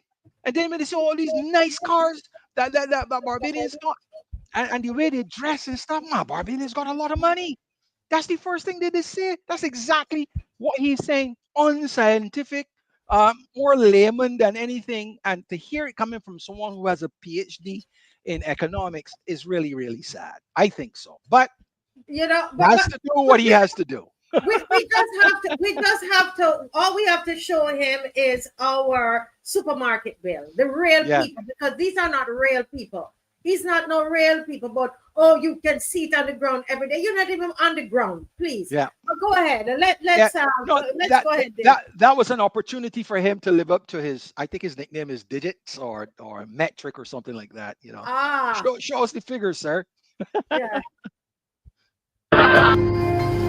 You look at the social program, it's expanding from the elderly to from the what? The social program? Those funds that the service the Barbadians Labour Party, we are all going to be in trouble. Go out and march and let the government see, and let the government get away with this. When you're then looking for a pension, Long Beach used to say, Papa smoke the pipe. Where did that money go? Also, you want indication of how people, let things improve in persons. Look around and see how many residential properties persons are putting up, how many additions persons embarking on. Stop there, Dave. Stop there, Dave. The reason this hurt Bajan so much is that they were hoping to get some home houses. And this is what they have. Their hope has been dashed. And But if it is that people could afford to put up their own homes, why the government was seeking and promising these homes? Ridiculous. and Go the ahead. sad thing is, right? I've heard Barbadians, diaspora Barbadians who on a recent return from Barbados, reciting the same exact words as Mr. Greenwich, Dr. Greenwich, with more confidence because they believe it. They're processing what they saw through their beliefs. So they say it with the confidence to go with it. He clearly was not confident in what he's saying because he knows that that's not really a good answer. It is an answer, but it's not a really good answer. Not one belying a person that's supposed to be so steep in economics, the science of economics, to say something like that. He walks around and he sees this, so therefore it must be so. Wow. Oh my goodness. Keep going, Dave. It's expanding. And just, let's be real, economics is about being real. Look at life. You see an event in Barbados not supported, worse than it seems? Barbados! It's a joy to be here. Happy Easter! And for the ladies, Dave, stop. So he's basically saying that you're able to buy tickets to go to a show. I mean, they have over the last 7 years, what they have done is to turn this into Walk Up Central. They have turned this into Party Central. This is where everybody wants a party and a party, and because people go to a party, it means that they have money. Mr. Hines, your thoughts? What? Listen. Remember, I told you that someone in a conversation with me, someone that viewed that looks at the Marcy Week show, saw my background, right? And said to me, "Oh, you live in a house that's very opulent." I had to tell him it's wallpaper. It's not my house, right? And we all know the whole concept of house rich. Was it called? When you have a fancy house, but you're really poor, you can't afford Mm-hmm. groceries and stuff like that, Mm-hmm. or you have a really high end, a really fancy high end car that requires the most expensive gas, but you have a hard time putting the gas in it, or that it requires maintenance that is really, really, really expensive, and that's difficult. But people see you driving a Mercedes and they automatically think that you have wealth. They're not looking at the nuance of why you have that. Maybe you have it because you want to be on show, but you really can't afford it, right? And I have this concept of saying, they got people that love to live in their money, meaning that they'll buy the biggest house, right? But me, I prefer to have my money in my pocket. So I would rather live in a small house and have my money that I can travel, right? Mm-hmm. So if you judge me as to whether I'm wealthy or not based on my small little house that need work, right? Are you correct? No, Mm-hmm. not necessarily, right? So for him to say that he's seeing these things, who's to say? We all know that the 12 to 14 billion dollars in the savings accounts and banks don't belong to the majority of Barbadians. It belongs to a very few, Mm-hmm. because the largest deposits in Barbados are with credit unions, and the credit unions only have $3 to $5 billion in them, Yeah. right? Right. So when you look at the 12 to 14 billion, and Bajans got money, but that money don't belong to Bajans. It's the same thing with Carl Williams. The amount of land that man owned was ridiculous, right? One Mm-hmm. man. So I'm saying all of this, that the casual observation of wealth, of defining wealth from buildings, houses, cars, and shows, right, is economic nonsense, Mm-hmm. right? And for him, have a doctor in economics, to use that as an answer to the glaring disconnect between macro and microeconomics is really sad. Really, Yeah. really, really sad. And deceptive. And deceptive. Yep. Deceptive. Yep. And I was telling somebody, I have to bring this up. I was telling someone about how deceptive this, I believe, my opinion of this governor is, and how politically is. And you know what the person said? No, but he's a man that goes to church. Really? That's the worst thing you can say, because he goes to church. Because he goes to church, he's not deceptive. You're crazy. Marcia, I can tell you, I grew up in church. All right. And I speak with authority. I'm not going to disparage church, but when I hear people use the church as some defense to their honesty, it's laughable. Very, very laughable. A lot of people walk around and behave as if they got God in the pockets too. So I'm not surprised that they will use that as some sort of defense that he is telling the truth. Look, the truth is where what we just went through, Yeah. right? The study of economics agrees and appreciates and understand that there is a disconnect between macro and microeconomics. And as a result of that, it is important for anybody who is discussing macroeconomic measurements to then go in to say how these measurements, good or bad, are affecting people at the microeconomic level. To not do that, right, is to omit deliberately, especially Mhm. someone who has studied economics, to do so deliberately and then expose themselves to the charge level of being deceptive. Yeah. And Yeah. I think that's what happened to this governor. That's what This happened governor. to him. Yeah, Yeah. he got caught up. Got caught up. Yeah. Dave, keep playing it for me, please. Thank you very much. Well, that's in fact that person is better. You may not appear so, but have more disposable income. In my line of work, you got to keep repeating things over and over and over again to kind of catapult propaganda. Right. The benefits of growth are trickling down. So that person now getting to enjoying himself and spending, and you see it. Oh Hold a my It's minute. God. We have impossible to to stop. have Stop there. Wait, hold income on, hold on. security. Stop there. The London School of Economics did a study in 2020, this looking at several years of data as to whether to prove whether trickle down economics work. It does not work. He just used that term, And he trickling just down. used it He in is lying. 2025. Trickle down economics 2025. does not work. There is no study, economic study, that proves that trickle down economic work. And for him to come and say that now is that's gaslighting as far as I'm concerned. I will send you that article that shows the London School of Economics, and it was either 2020 or 2023. They did that study on trickle down economics, and they've concluded it does not work. A classic example But in let's define it so that people can. So trickle down. He just used the term trickle down, and he's saying that you can feel it trickling down. I don't know what he's talking with sweat off your brow trickling down, but he's saying that we can feel it trickling down. Do you feel it trickling down in your home, single parent, in elderly, those are senior citizens? You feel it trickling down. This wealth trickling down in your homes. This is what this man is saying on here. Trickle down economics is a theory suggesting that economic benefits provided to wealthy individuals and businesses, such as tax cuts and deregulation, will eventually trickle down to benefit the broader population.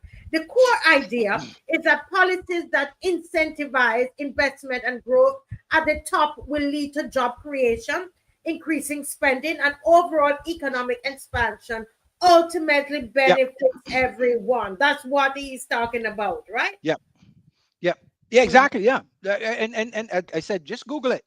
Does trickle down economics work? And I'm sure you will at least see that it has not consistently delivered on its promises. I'll give you an example. There was a time when I think it was under Brees and John delivered a budget, and then um, I'm sorry, look at the screen. huh? You look the one time $300 trickle down proof. It's a trickle down. It's a trickle. They say they have a bounty. It's a trickle down. Oh my God. So yeah, there was a back raised budget by Richie Haynes in which he and Gabby sang about this when Richie said he gave away 15,000 free from taxation. He gave the corporate entities in Barbados a 15% tax reduction with the hope that that 15% that they give, they will pass Yeah. it on to the consumers. They never did. They never did. I mean, how would you think that works? If corporate entities were so gracious to aid out us consumers, why is tariffs such a big talking point? Why is tariffs? Why aren't businesses eating some percentage of the tariffs to give us consumers a break? They never do. Never ever do. Why are people out there raising money, fundraising money to help with the disabled and people who are sick and stuff like that for to help cover their medical bills? Why isn't the hospital helping by saying I can okay, I'll give you a discount? They never do. Trickle down doesn't work. That's the greed. Remember, people are in business to make money, not to help you, not to help you. Trickle down does not work. It doesn't work. And he to use it again. I wonder. Wickedness. I In this wonder. time, when I heard it, I said, wow, wow, we I are wonder. still peddling that nonsense. Yeah. We are I still wonder. peddling that. Now you're not going to hear those kinds of terms used in certain countries. We talk, oh, we're punching above our weight, but because they think that we're idiots, they're going to come to he's going to come now to throw wool over our eyes. And But if trickle down was working, why are they giving $300 to people to consume? Right? That because trickle down is not uh, uh, this whole idea of putting hands in lower and middle income households, right? To spur the economy works more times than it does not. That is what this. Think of this 300 solidarity allowance in the vein of what Biden and then Trump did with the stimulus checks. The mm-hmm, economy needed a little push, and they put mm-hmm, money in the consuming class hands to go and spend. Because, mm-hmm, like America, the Barbadian economy is about 70 to 80% driven by consumerism. mm-hmm, Do you understand? Right? mm-hmm, So don't mind them talking about the economy doing well. This $300 serves two main purposes: to spur economic life, right? So people are going to go and spend that $300. And two, as the name suggests, right? So close to an election, the BLP wants to demonstrate solidarity with Barbadians so that Barbadians would do right by them in this by-election and the general election that is constitutionally due by January of 2027, I believe, or yeah, 26, I one think or it's two. 2027. Yeah. 2027. If we're That, wrong, somebody will. as the name suggests, those are the two primary reasons why they're doing this. So don't let them fool you that things are trickling down. If things were trickling down, Barbadians won't be complaining as much as they do. There wouldn't be any stimulus money. That's what this $300 is. There wouldn't be that. There wouldn't be any need for it, right? So don't let him fool you with that foolishness. Economists at this late stage in our development talking about trickle down, really? My God, my God. This is the sort of nonsense I would expect to hear from remnants of the planter class, people who want to keep their relevance by standing as the strainers of the economy, that everything coming into the Barbadian economy, they get first dibs, and whatever comes out, the others can get. Yes, You know, whatever. Are you really sure what this is is about? left over Listen, from this is their not. We gorging must be themselves here waiting on. economically. Wait, so Yeah, you're waiting on something to fall on you, and that's yeah, what they're doing. yeah. This is what this empowerment, this government is. Oh, this is how they're empowering us.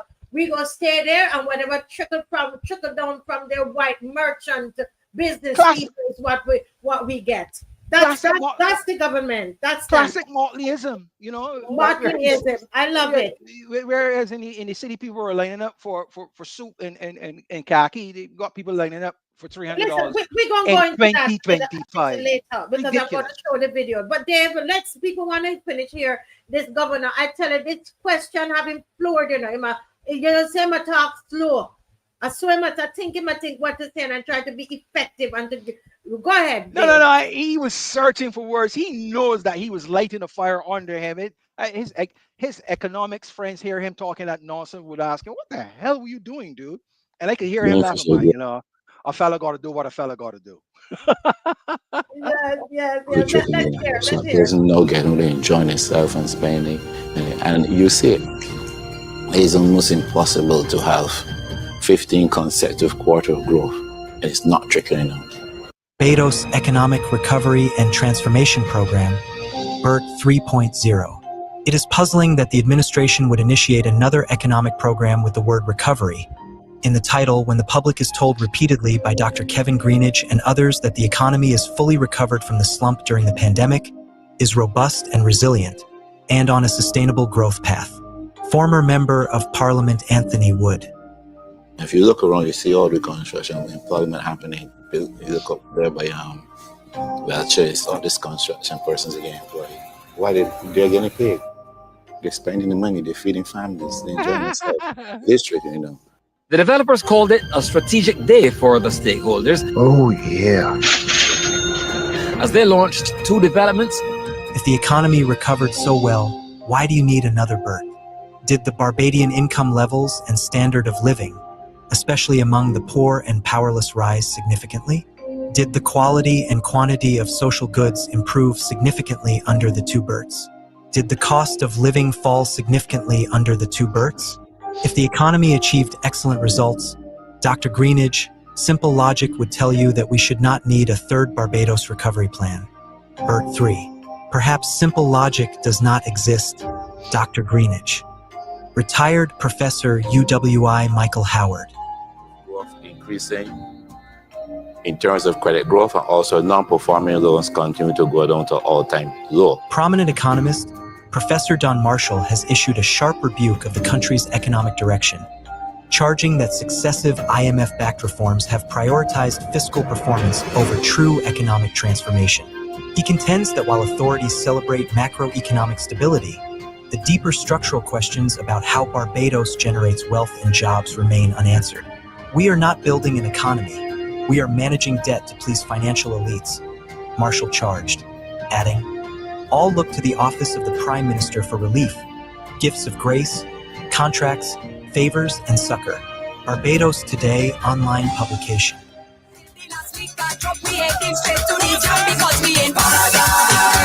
Hey, I tell you this place exciting. Up in the bed, see we biting. Now put down your worries and enjoy paradise. Hey, get ready for the non-stop fighting. Set up the Pepsi relining. Make sure you could handle it. Come on. Yep, it is what it is. So, go ahead, go right ahead. Let me just read this thing here about in a comprehensive study by the London School of Economics, provides substantial evidence against the effectiveness of trickle-down economics. The research conducted by economists David Hope and Julian Lindbergh analyzed data from 18 OECD countries over a 50-year period, 1965 to 2015, to assess the impact of major cuts for the wealthy. No significant economic growth or employment benefits. Increase in income inequality. Weak economic justification for low taxes on the rich. Trickle-down economics does not work. Didn't work in Barbados, but they continue to use that. And as you see, as long as the government can do it, people line up Motleyism in 2025 for $300. Sad. Really sad. This is your Barbadian people lining up here, yep. with umbrella, because it was on that day there was a lot of rain, right? So they're in the rain, they're in the sun, and they're lining up for $300. Teach them how fuck you. No, that's a song by Malik. Teach them how fuck you. Oh yes, right. Oh, no, but this is what is happening, and this is what they want to see. This is what they want to happen. They basically want to take away our dignity.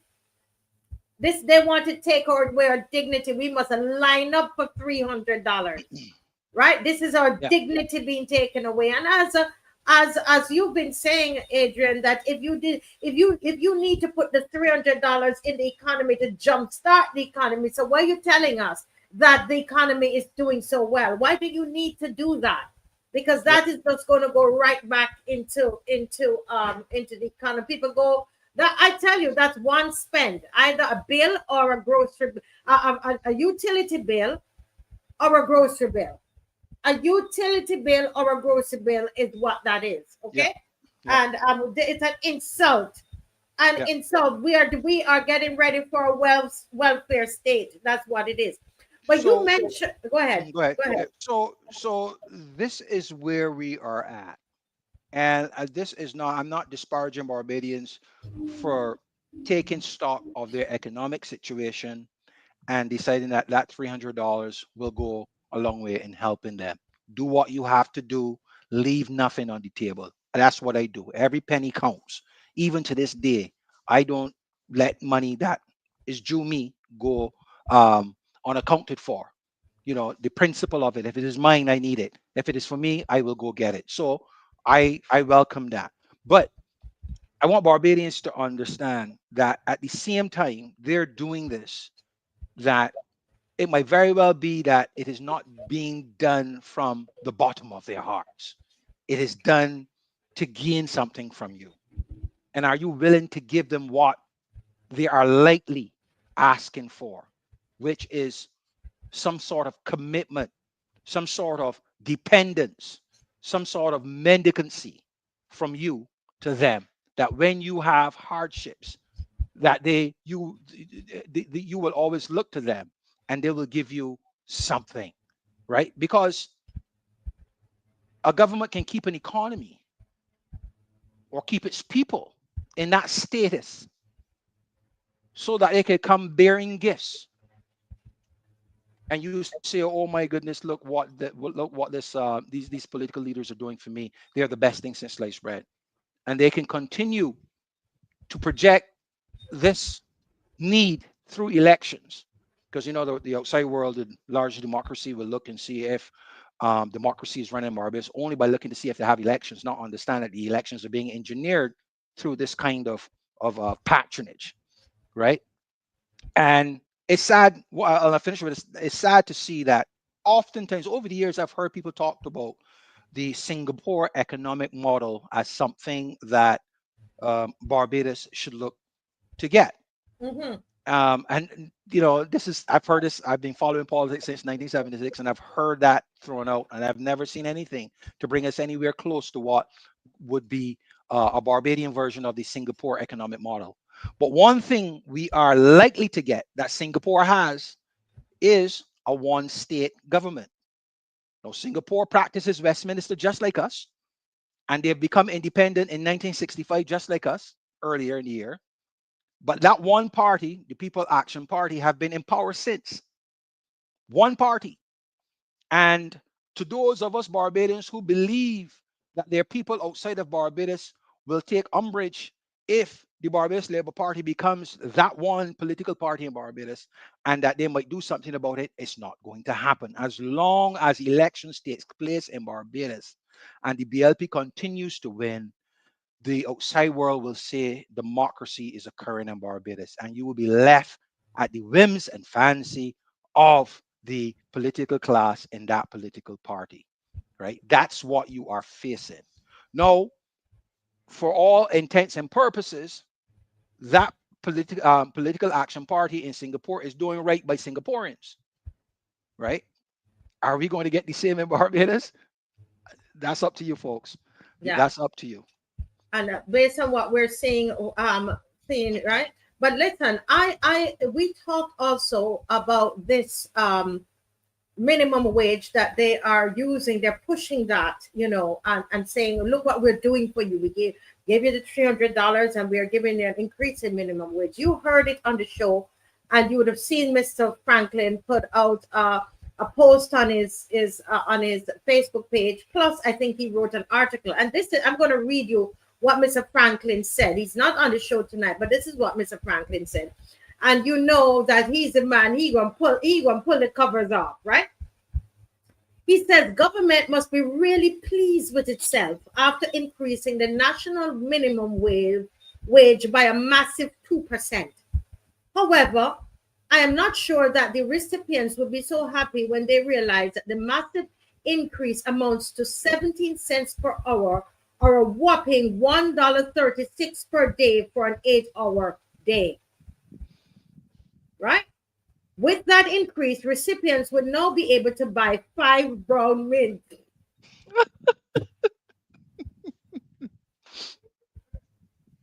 That's it. This is the thing. And that is why, they don't like this show. And our panelists, you understand? Yeah. We're going to tell you as it is. listen to what Mr. Frank, don't, when they come on the political platform and they're touting that they're doing this for you, this is why that even though they are telling you about the national minimum wage increase, you are not seeing any benefit in your pay pack. You're not seeing much changes, and this is it. It is really a 2% increase, a $1.36 per day for an 8-hour day. It works out to be 17 cents per hour, right? With that increase, recipients will now be able to buy 5 round meats. This will be effective from January 2026. Remember, they're getting ready for election, so they're going to wave this in front of you. But remember what Mr. Franklin has told you. Mr. Franklin is not a candidate. Mr. Franklin is not supporting any political party. Listen, Barbadians, they are tricking you. He says, I have always heard be grateful for small mercies, but in this case, it would be minuscule mercies. It's so sad in 2025 that that is still an important saying that Barbadians are using. Be thankful for small mercies. When are you going to get your turn at economic enfranchisement, Barbadians? When? Must it be that the political class, each and every one of them, must make $10 million before you start to see some benefit to yourself and to your family? Ridiculous. Absolutely ridiculous. You deserve better. But if, again, I just did it. I am telling Barbadians what they deserve. I shouldn't do that. Sorry. I should not do that. Yeah, I shouldn't do that. But, I would hope that they feel, that they're empowered to think that they should be getting more out of their democracy than is currently the case. But and there is there is a set of people here. They work in the, I have to read you this, Barbadians, and to they sent this to me. This is somebody who is a constable, right? And they sent this to me, and I want us to hear this because we're doing so well. Listen to what we're saying to you. This is coming from an island constable. Okay. Good morning, Marcia. Tell me if this is fair. The government can't find can't find $300 to give everyone.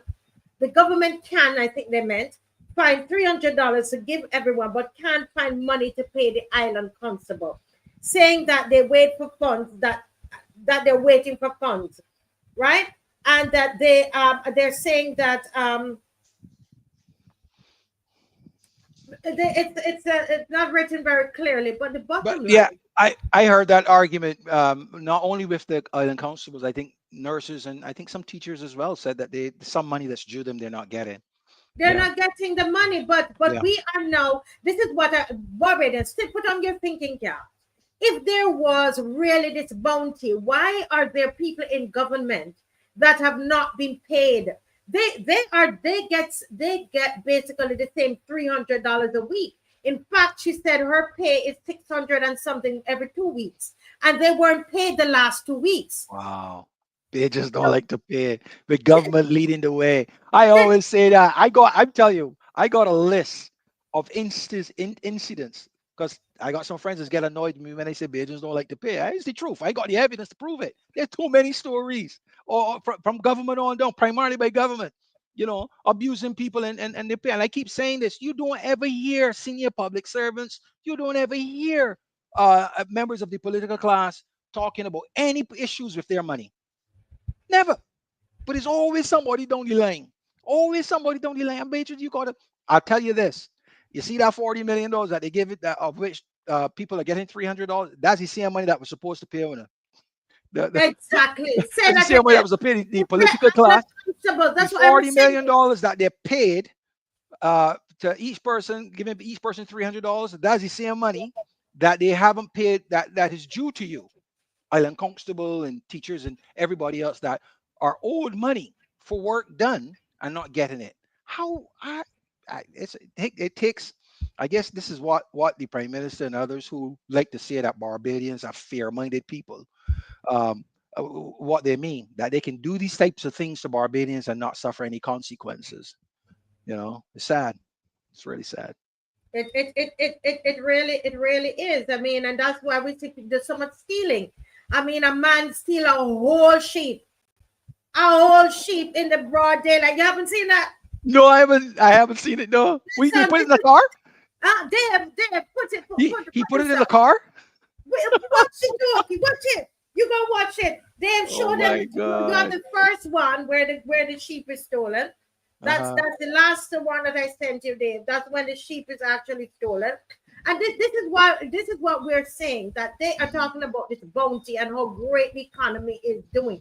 You ever seen anything like this? Have you ever seen anything like this? Yesterday they took all of the man went to get his pension. I saw that. 66. Yeah. I couldn't even watch it. And they stab up the man.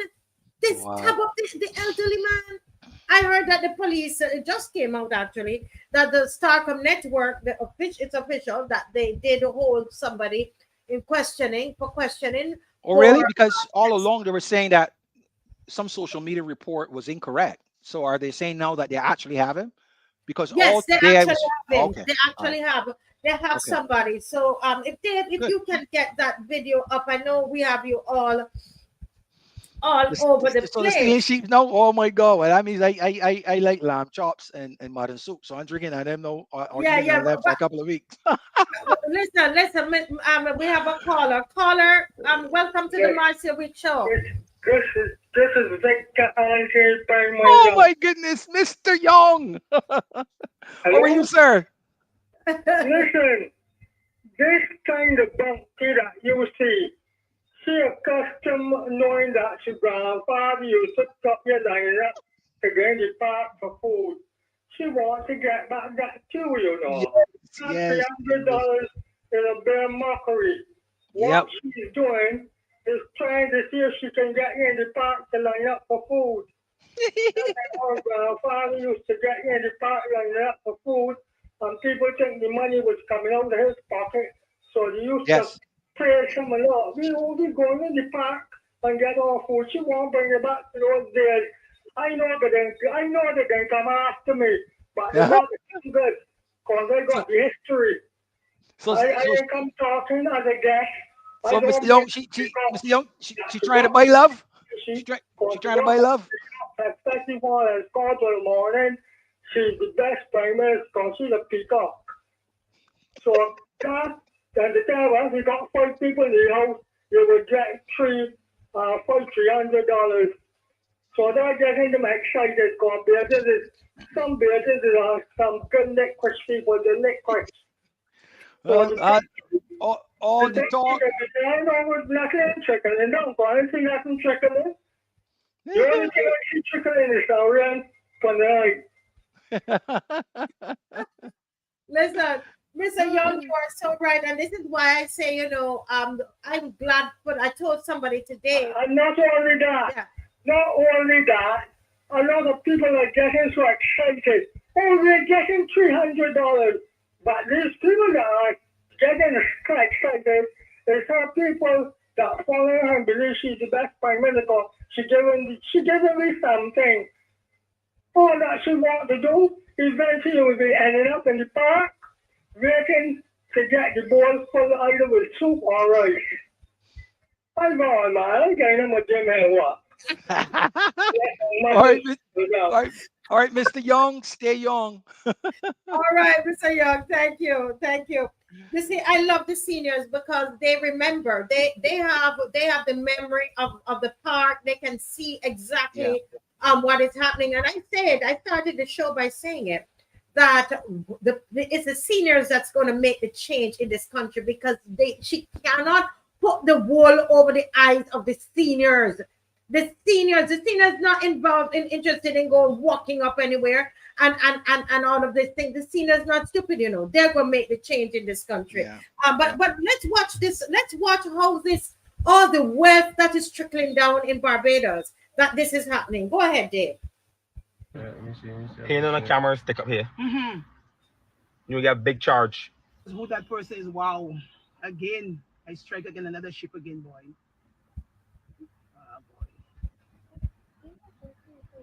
I gotta go to the police station right now. That's crazy. My boy, get out the car. This young boy, get out the vehicle. But my ship, all my I ship. in the bedroom. I know what's going on. I Zoom have my outside. return the ship, man. Watch my boy cut the rope, tap the sheet, run with it. Watch you look. What? Michael, you don't see the money matters. Why you want to come and call me, Kenda?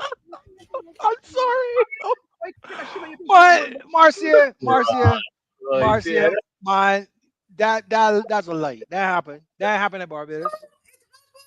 Broad daylight. That is a lie. That can't happen in Barbados. No, I don't believe. Listen, this is how great this economy is. Man, that was staged, man. That was staged for video content. Did you think you that was staged for video content? Listen to the lady who knows. She decided they have put up the one where the owner of the sheep decided to pray for the sheep to come back. Put it back.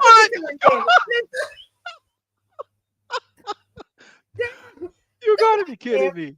Find it, Dave. I think you will see the one with the lady praying. Put up there are 3 that you have to watch tonight. You gotta watch all about here. All about here in the broad daylight. They put the sheep in the car and drive off. Go ahead, Dave. Play it. And now the man coming for vehicle MB 7912. Sir, please. My sheep are legit. I don't steal. I raise my sheep from babies and I have witness that I raised my sheep from babies. You return my sheep. And let me tell you something. You are touching the wrong person. Because the word of God say, touch not God anointing and do his prophet no harm. You messing with the wrong person. Let me tell you, you can get something coming for you and even sudden death because you're a thief. I need you to return my sheep right now. In the mighty name of Jesus, I pray that you will never be comfortable. You ain't gonna sleep when the night time come. You gonna be heading, man.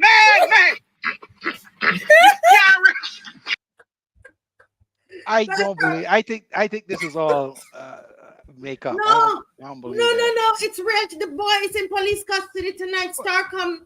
Are you serious? Yeah, why she was laughing like that? It didn't look like she was serious. Because she was praying that the guy is gonna hear me in his sleep. They played the other one. Play the last one, Dave. Play the last one. I am telling you, that guy is in police custody. That's what the Starcom network is saying. If Dave could play the other one, because I am telling you, this is real. This guy is what the central bank governor is saying. It all is so fantastic. Now look at this screen here, folks. Dave, make the screen big for me if you can. About my sheep. Huh? We get about our sheep. Yes. Thank you very much. Yeah. Thank you, Jesus. Thank you, Jesus. What's down here? Thank you, Jesus. So we come here to carry. I good. Thank you, Jesus. Thank you, Jesus. Thank you, Jesus. Thank you, Jesus. There is nothing but the power of prayer. Holy Ghost, touch not God anointing and do his prophet no harm. Glory to God. Glory to Jesus. Marcia, I refuse to believe that this is. But it's true. Real. Dave, I think this is all staged. He's not believing. This is all staged. I'm sorry. That's all staged. I don't believe that. I don't believe that. I believe that's all staged. Listen. The sheep was so calm in the back of the car with the lady and the grandbaby. Listen, Dave, put up the piece now about from the You don't have to know that every car that come there, that sheep gonna run again, it. Dave. Oh my goodness, Dave, put up the one about put it up from the I believe that was all staged, man. I don't believe that. No, it's not. Okay. Put it up, Dave. Dave, you have from the where is it now? Starcom Network. Somebody send it to me again, please. Starcom Network is saying that they now have the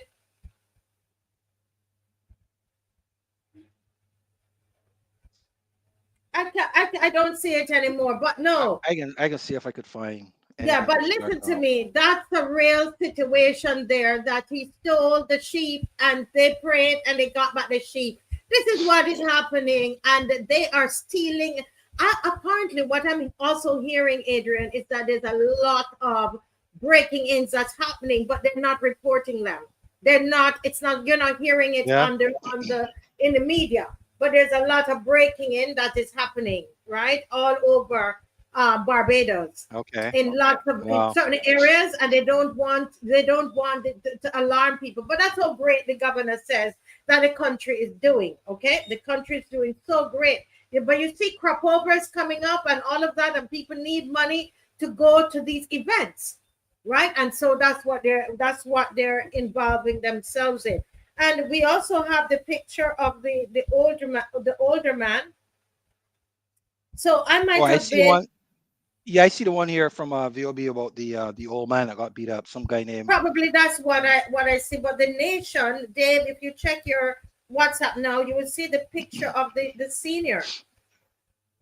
You will see the picture of the senior, Dave. Yeah. And First, he yeah, is, early in the day they dismissed rumors, and then later, Starcom is reporting that they have a suspect um, in custody for that yeah, violence against the older man. yeah, But yeah, you yeah. said there's proof about the sheep thief. But I didn't. I don't see that. I was mixing up the Okay. older man, but I What's will look to see for you. But that lady, she's a St. Lucian woman, and yeah. she watches the show as well. I'm almost sure it's her. And if you're Well, listening, Mom, and that's you, please message me so I know that it's you. But this yeah. is the mommy. We were laughing earlier, and we're happy that she got back her sheep. We were saying it was a sheep. But when you put money, Mr. Hines, into these this kind of cattle rearing and so on, and you're planning to kill the sheep, sell the meat, and so on to take care of your family, No, it's no. it's difficult. Well, I mean, just in case there's some allegedly sensitive person who may want to take umbrage with the fact that I was laughing. I mean, the lady was laughing too when she talked about she hope me Yeah, your true. mama, whatever. It was funny. Yeah, I'm not gonna deny it. And I'll be honest with you, I will remain doubting Thomas until there's adequate proof that this was not staged. I mean, it was too funny for it's so me funny, to but yeah. So if you want to take umbrage with the fact and act that or pretend that you're sensitive because I laugh, well, so be it. Because yeah. it was funny. It was funny. It It was was indeed funny, funny. but Yeah. it's real because that's people's livelihood. But this gentleman here, you believe he's 66 years old, No, he right? older than that. He's A older than that. pensioner. He was robbed after leaving the credit union along Belmont Road on Wednesday. And I saw the video and I didn't even realize that the person was stabbing him. I thought they were hitting him. I didn't know he was being stabbed. Oh gosh. Let's play it, Dave. Sad. I'm still a bit sore from it, still traumatized, but recovering. So can you just recollect, if you can, what occurred that day? Well, I went to the ATM, the Mark Branch of Public Workers Credit Union, near the withdrawal. And I figure I could be wrong. I asked the credit union if they could look back at their cameras and who suspect was sitting on one of the waiting benches. But it was not full. And he said to me, momentarily, I said, well, this felt kind of suspicious. But I continued to do what I had to do. So right, I put any money in my pants pocket. I was quite shallow. For a green shirt, I had a pullover piece that can button. So I put the money there.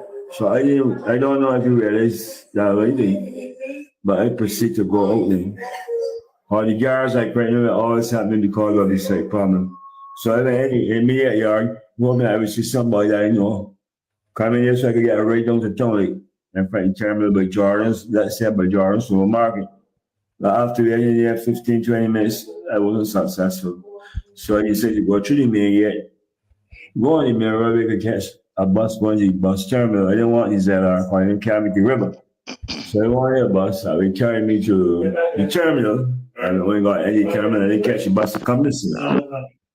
But I am. So he probably realized that I was struggling to get rich.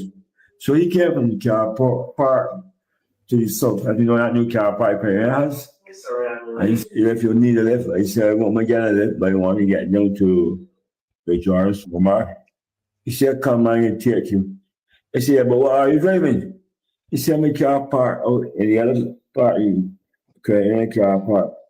But let me cross the road because he had me to get across the road. I find out he made a sudden left. They go out towards Queen's Park. I said, no. Me a cars. You tell me go a car. Me don't want a car if you want to rob me. Send me like that. So I just said, like, what my hand, man. So I proceed back towards the main gate. The main entrance, I cried around, and the young lady came up. And she had me with the problem I explained. And she assisted me across and back over the other side so I could get a bus to go to town.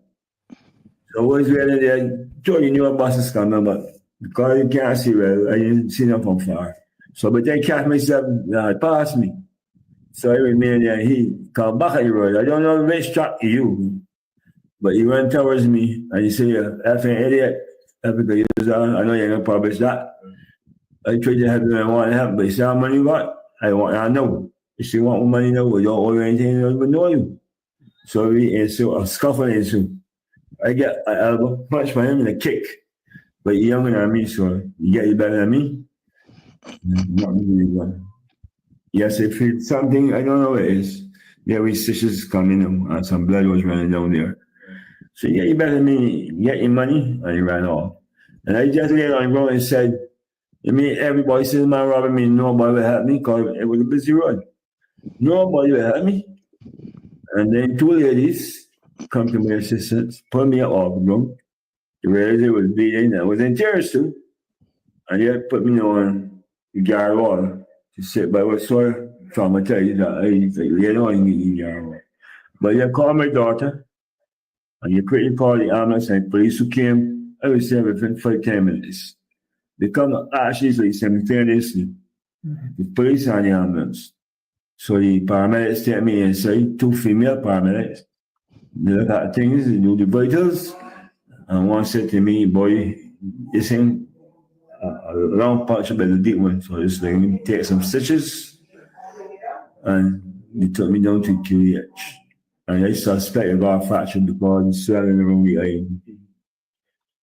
So I was taken to QEH. Maybe say get good attention.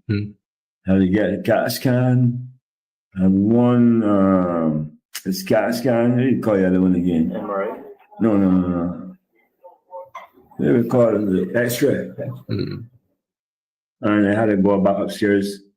Although I would have gone there first thing morning, I had an appointment there with the eyes. So I never get to every hospital in minutes to midnight. They come home, but obviously, because she probably called it other left side sleeping. You know, I anything there. Yeah. But very sorry for what happened to you. And I know you would have had like an incident where you've been attacked. You just tell us how you're doing. I'm still a bit sore from it, still traumatized. Oh my, that is, no, we were laughing, but this is so sad. It's a level of depravity, I have to say, that you would beat a old man and stab him up. 66-year-old to get his money from a credit union. Mr. Hines, let me give you the chance to speak of that. Well, just so you know, I was laughing at the sheep incident. No, we right? know. Not this. Yeah. It's very sad. It's very alarming. And the trajectory that the government, the Attorney General, and the Barbados political party as an entity are on with regards to laying the blame fair and square to in their estimation, at the feet of parents, at the feet of family, Mm-hmm. at the feet of citizens of Barbados for crime, is sad. And if they continue this trajectory while not doing enough to right it, it's going to get worse, right? We've had a death of a young child, uh, um, the kid that died from the shooting. Have this robbery of an elderly person. Prior to this, we've had people in the political class under the last government who were robbed in ATMs. Right? It's just going to continue. Mm-hmm. Just going to continue. And I do not buy this approach, the strategy that government is on, Mm-hmm. and as a result, not doing more to bring this thing to a halt. Jamaica is making it. They have not put their arms in the air and start blaming. They have redefined this type of violence in Jamaica to be of a terrorist and gangster nature. And as a result, they've brought legislation, more policing power, cooperation from large economies like the United States to bear on the problem. And apparently they're, and I'm wondering why the government of Barbados is not looking at best practices from Jamaica and other uh, jurisdictions that have a similar problem. Somehow you're breaking up now. It's something is it? But while you while you're fixing that issue, you said that we're not making any headway, and I mean, just looking at the situation, Mr. Hines, I have to ask the question: are we really serious about it?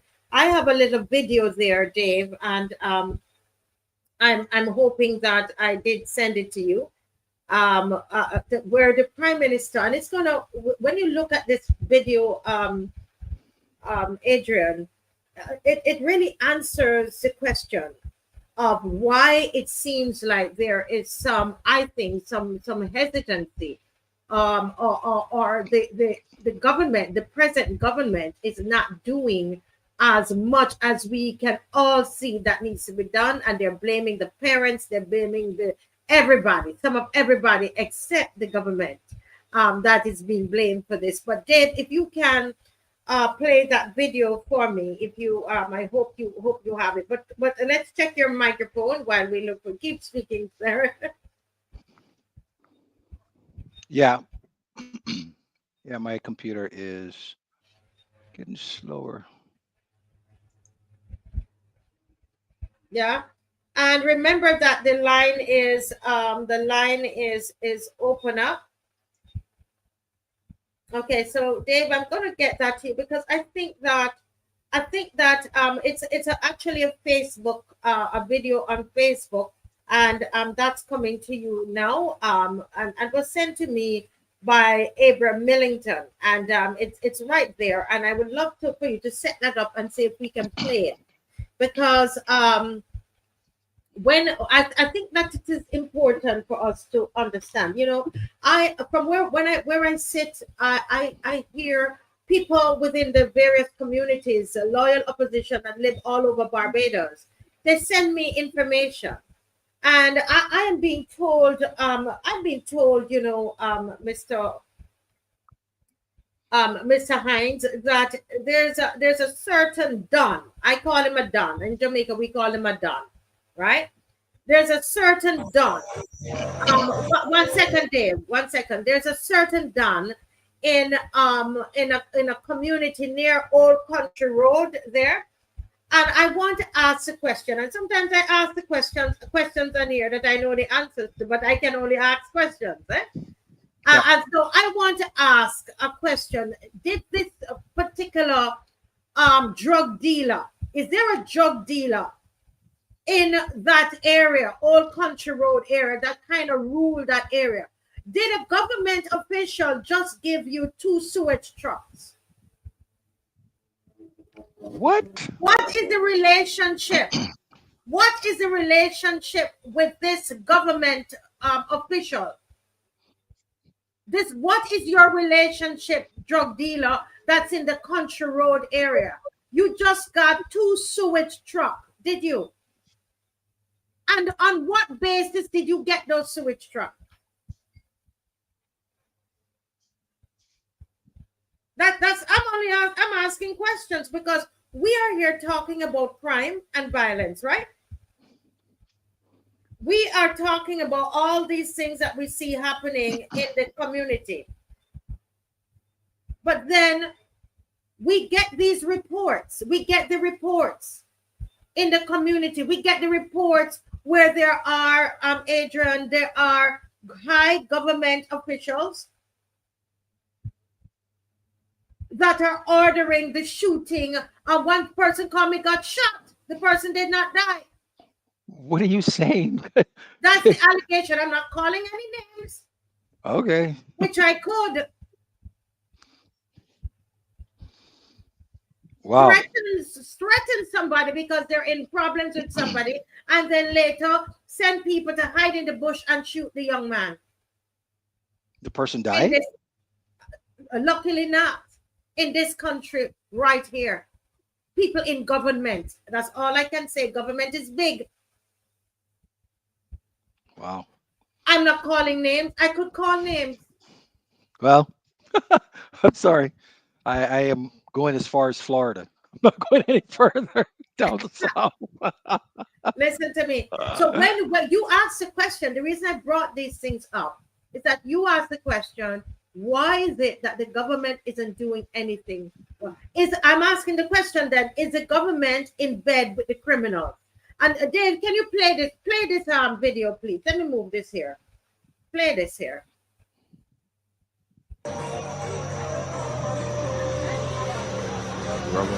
General, man. Big lady, man.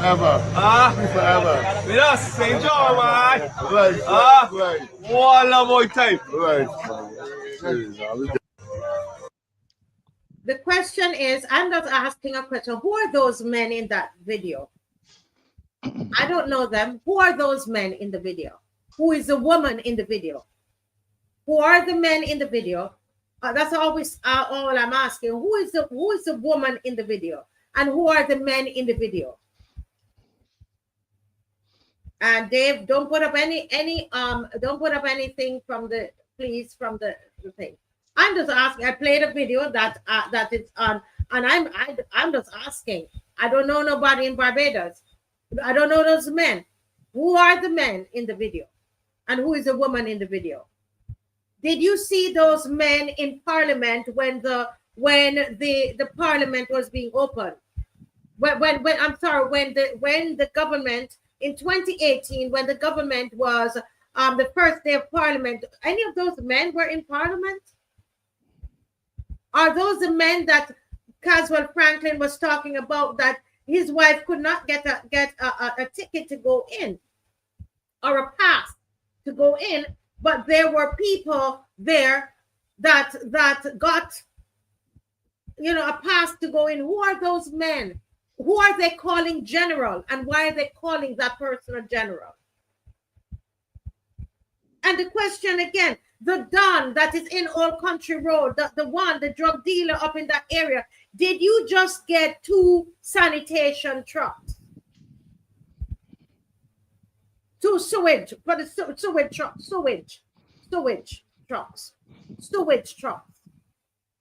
From whom and why, and what is the relationship? These are some of the things that are happening in Barbados, and we have to be able to ask. Is this my last question? Did you see any of those men in that video? In the Good Friday incident, you remember the Good Friday incident, where the man who had the Prime Minister's number on speed dial, I can say it because it was in the newspaper, and he called the Prime Minister and spoke to the Prime Minister, and then just handed the phone to the police, and the police did what? The police then walked away with the tail between the legs and left the man to break the law. Did you see that man in that video that I just showed you? And then we are worried about crime. We're worried and wondering, what is the government? So, Adrian, you asked the question, and I'm just trying my best with asking some more questions to see if we can find an answer. That's it. Fair enough. I'm speechless. I don't know what to say to that. That's okay. I'm not going to say anything to it. Don't say anything. Don't say anything. I ain't got nothing to say on that. Well, the man has been arrested, not the goat thief, not the sheep thief, but the Barbados Police Service has confirmed the arrest of a suspect in connection with the attack on 66-year-old Jefferson Barrow. Acting Inspector Ryan Brathwaite informed Starcom Network that the person of interest has been detained this evening, with further details expected to follow. Barrow, who was assaulted on Thursday afternoon at Belmont Road, has since been discharged from the QEH and is recovering at home. Right, so we see that has occurred, right? Mr. Today is Friday. Today's Friday. The by-election is going to be on. It's Wednesday, isn't it? The 22nd. Yeah, the 22nd. Yes, the 22nd is going to be the by-election. Now, folks, the lines, we have half hour. Can you believe that we were on all this time, Adrian? All this time, yeah. And we have the phone, the line is open. Don't just leave it to Mr. Young to call in, you know. The line, I think one of the things we need to do, Marcia, more often though, is to take some time out to read and respond to the comments that Dave posts. I think we have not been doing, and that's something that I think is a missive on my part. I'd like more interaction with with them, with the people in the chat. Yes, that is true. Well, as you go through the comments, just look and see what we can discuss. That would be great. And I just want to say that you saw Miss Rose Corbin. She is recovering, and I'm hoping that she's well again, and we are wishing her all the best. And Miss McLean would be busy with the by-election for the 21st. And yes. And Mr. Murray, he's a Sunday man. You're going to see Mr. Murray on Sunday as well. Mr. Victor Lewis doesn't come on Fridays. He has he's a 7-day Adventist, so he's not. Oh, okay. So his Sabbath starts on Friday evening or something like that. So Marcia, am I wrong to assume that there was a majority or many Barbadians that believe that it was wrong for the guy in the red shirt and others to not intervene with the attack on this 66-year-old man? I seem to see an overwhelming number of people who were peeved that nobody came to his rescue or intervened. You get that sense? I think that people felt that that he was crying out for help, and that people could have responded. I looked at it and I said I can't make that judgment for anybody. I don't know anybody's circumstances. It was a violent altercation, and to demand or get upset with people for not intervening, I don't think we have the moral authority to so do, right? And that's my view on it. It's sad that it happened. I wish it didn't happen, but I wouldn't go as far as to say that the guy in the red shirt or anybody else, the man who took the video, should have intervened. I don't know that any of us has that responsibility, that authority to make that call on behalf of these individuals. Thank you, Adrian. We have a caller. Caller, good night. Welcome to the Marcia Week Show. Yes, good night. Hey, good night to yourself. And it's Adrian, is it? Yeah. Yes, Mr. Hines. Mr. Hines, right. What I have to say is that the situation in Barbados is no different to anywhere else, but the culture has changed, in my opinion, as it relates to.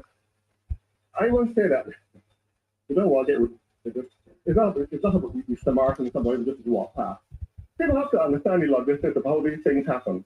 A robbery of that nature usually takes less than 2 minutes. Sometimes even less than a real, or hear the word less than a real minute. And I think what Barbados is faced with that we don't really want to face or admit is that there's too many people that have access to firearms as born, and usually in those robbery situations, the robber usually assess the person and think, if X or Y person is much of a challenge, and getting to the point where people are wondering why people in the public don't really intervene. Usually, when anybody is willing to intervene in such thing, that person has to respond in the same time frame. For example, if the thing happens in less than a minute, that person has to have the physical and mental ability to really intervene if they want to intervene. And the other thing is that if they do intervene, they have to count the cost. If that person is going to harm them too, if they're able to or to restrain the person. So it's okay to, I call them couch crime analysts. It's okay to do this, to say, well, the boy running. But the time that a person has to conceptualize how to respond is so fast. Yes. That if you are not able to do so, sometimes people would rather record and have it agitate for justice, or if they feel that they're able, they would intervene. But sometimes for safety, people, they would rather. It may sound harsh or it may sound senseless, but sometimes for people's safety, because in Barbados right now, over the last couple of years, so many people have access to not only high-powered weapons, but it is a norm for many people to walk around with box cutters. Do you know what a box cutter is? Even going to school, some children fashionably have them in the pockets and stuff. Some people have them as it's almost a big uniform, man. Everybody walking around with a box cutter.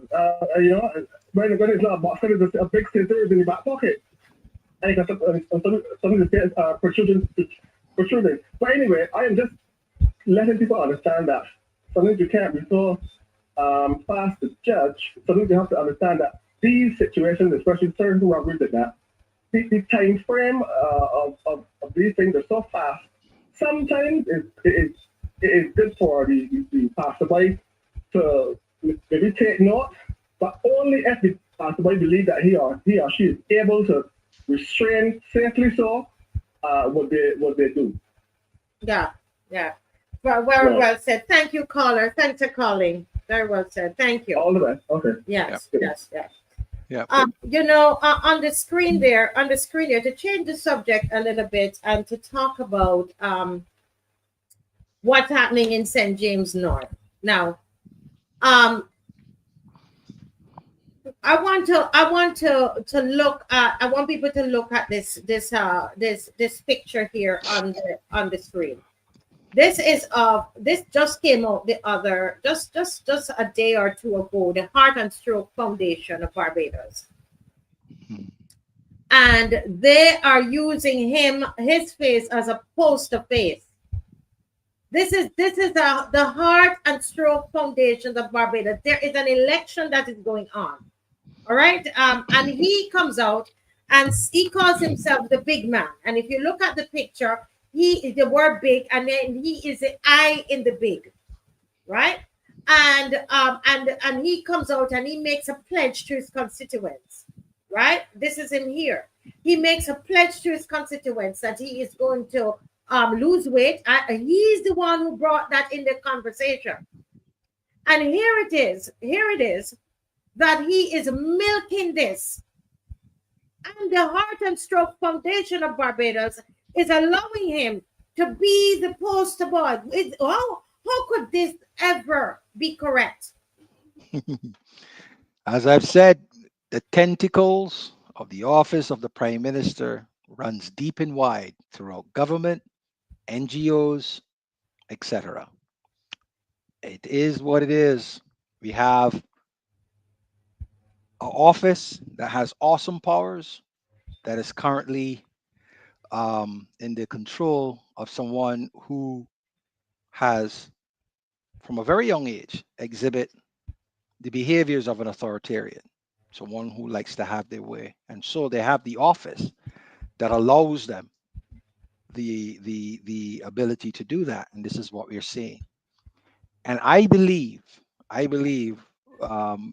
hope that Barbadians would prove me wrong, but everything that I've seen from Barbadians in the way that we process information, primarily through our emotions and our beliefs, not necessarily with facts or ideas, is that the political marketing campaign of the BLP is so strong and so overwhelming that Barbadians will fall for it, hook, line, and sinker, to the point that if there isn't another political entity that is willing to join the fight and fight in the manner that the Barbados Labour Party is fighting, we are well on our way to having a one political party state in Barbados. Barbadians are tuned in to this. Put it back, Dave, and let's go up to the top where it says Heart and Stroke Foundation and allow people to read that. I apologize for jumping in. I know, yes, we can't take. There's some other people calling at this time, so. But let's the Heart and Stroke Foundation, and somebody wrote here, sir. Really, so this organization, which is an NGO, let me just, we can't take the call at the moment, guys. We're gonna call, and we have to let other people call. Mr. Victor Young, I know what you're calling to say, so I have deliberately not answered. Mr. Young, I'm not gonna do it. But the person says here,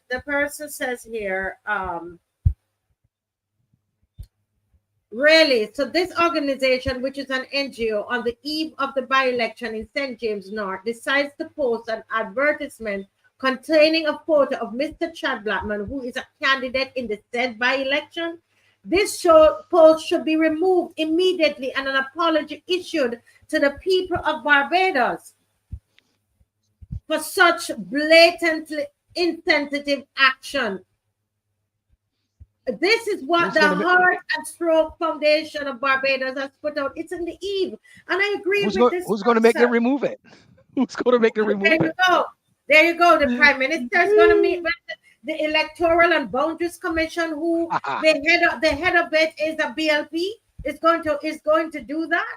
Remember that 3 of them are from the BLP and 2 from other parties, and you're going to tell me the head of the Electoral Boundaries and Commission is going to let them remove this? Yes, Mr. Young, go right ahead. Mr. Young, the other people calling, and you cannot fat shame anybody. Go ahead. Thing came up on the screen with the Heart Foundation, right? They will want to use me. They're good hypocrites, so they will want to use a person like me. If they had known about me, and if I asked them to put me up to help them to let people get some knowledge how they should look, they wouldn't want to protect me. But all of them showing the same political support to the particular party. That is all that happened. So all of them come and fool him. That thing. So he is able to use that. I just want to think that should be able to use that. Correct. Because you are fit and you are tell the audience your age again. I'm 87, Dawn. 87 and 5 months. The part about it is they will want to use people like me because they're jealous. So they will use the people who would, that they would feel that would be different. They are good hypocrites at that Heart and Stroke Foundation. Yep. Correct. Thank you so much. Thank you so much, Mr. Young. Thank you. Yeah. But this is the thing, go right ahead, Mr. Hines. No, I mean, that's an easy call. I mean, for them to use Victor Young, to use Mr. Young, they would have to pay him, right? And it is likely that it was the other way around with this using this gentleman, where they paid him. Say that again, please. You said it's likely it's there. It is likely that they would have had to pay Mr. Young to use this picture, But it is likely that what occurred was the other way around, where the person in that picture paid to be there, paid the Heart and Stroke Foundation to We be are there. alleging it could be because Could of be. how things are. Yeah. Interesting. There's a caller on the line. Good night, caller. Good night, caller. Welcome to the Marcia Week Show. Good evening. Good evening. Good evening, Marcia. How are you? I am doing good. Good to hear you. I'm your guest. Yes, Are sir. your fellow panelists? Business, sir. Yes, sir. Yes, sir. Good to have you. Good. In connection with the by-election, I'm keeping my eyes very close on it. If I call it wrong, I call it wrong. If I call it right, I call it right. I know the game. I see many people have to bury their heads in shame with the outcome of the American election, the experts. So I wouldn't have to bury much. Today I heard a well, politics is a rough game. It's a hard ball game. So you do whatever you can within reason to score your point. But I heard a caller say today that Miss Dujon, I think he was most unkind to her, that she has not been putting forward any alternatives or her case or anything like that. And I said it's either he's not listening to her or he's just listening to one news clip, or he's listening and refusing to report what he's saying. So I would like to. I tried to make it right, but I couldn't get it. And the first, Miss Dujon, she has been speaking for the past 3 years about education. She's a child advocate, education, and the family and the home. And she's so adept at that is coming second on her journey through the constituency. So that is number one. She spoke about the restoration of tax credit for children. That used to be part of our revenue law. It no longer is. She speaks about the school and curriculum and reform. I've heard her speak on it several times in the campaign.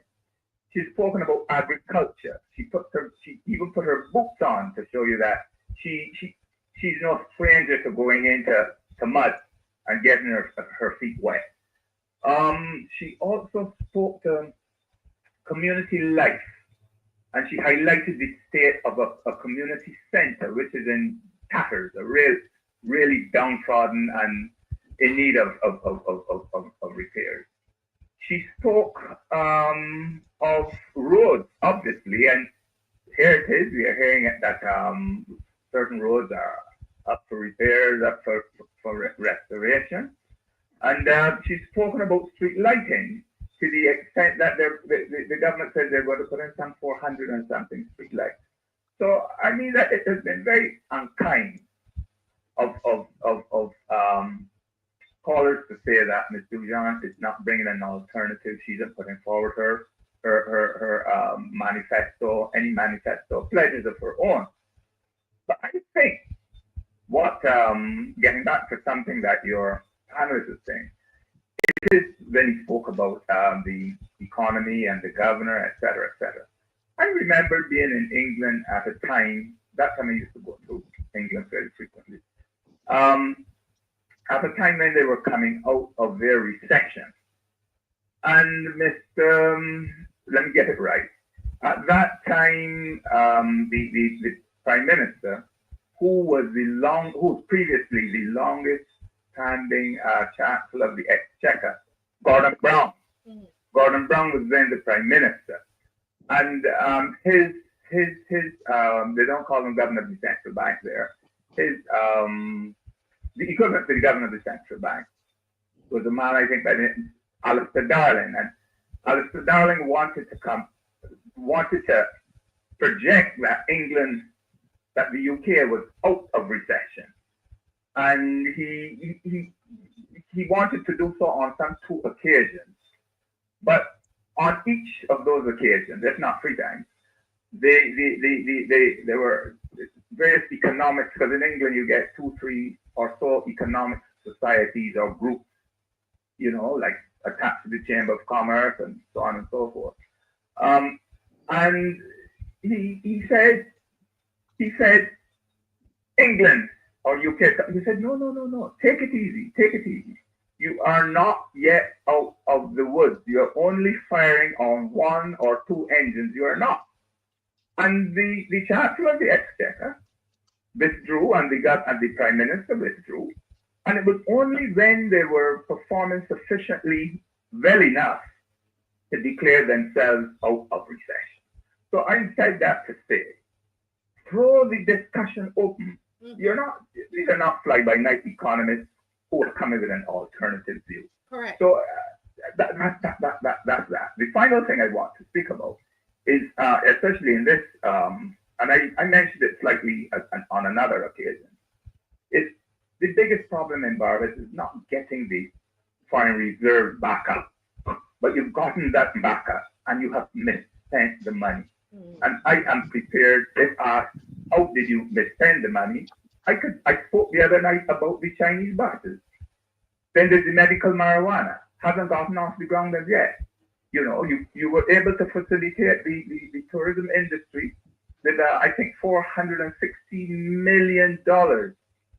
And I recall when that broke as a news item, that government is prepared to shore up or lend assistance to the tourism industry so as to get it back where it was before COVID. Now I am saying, let me see a project to bring back the education to a position it was before COVID.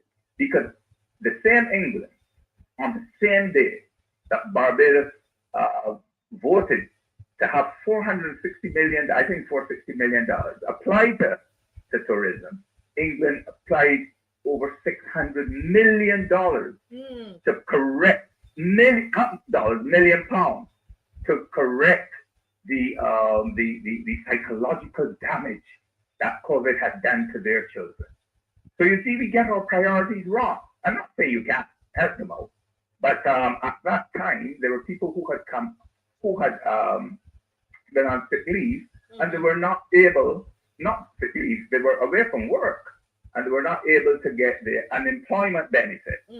You remember that fiasco? Yeah. So there are three things that I said I would speak on tonight, and those are the three. And I would love for you to I know you generally call in former Senator Gill. I would love for you to be able to do that presentation that you hinting at there. You and I will talk, and you know, you're speaking about the 2018 or 2022 results over 2018. You said that you wanted to talk about just some of the areas where they failed. Yeah. So we can definitely arrange that. Okay. Okay, it's no problem. All right. Thank you. But let us bring some evenness to the campaign. Yes, I agree, because it's not, you know, I heard about the comments on the radio, and it means that moderator and that caller, they have not been listening to Mr. John, because they have not, and that's what happens. That's what happens, and that's what the purpose of this show is, to try to bring some balance. And as the David would say, I tried my utmost best to get in to erase that from the program, but I just couldn't.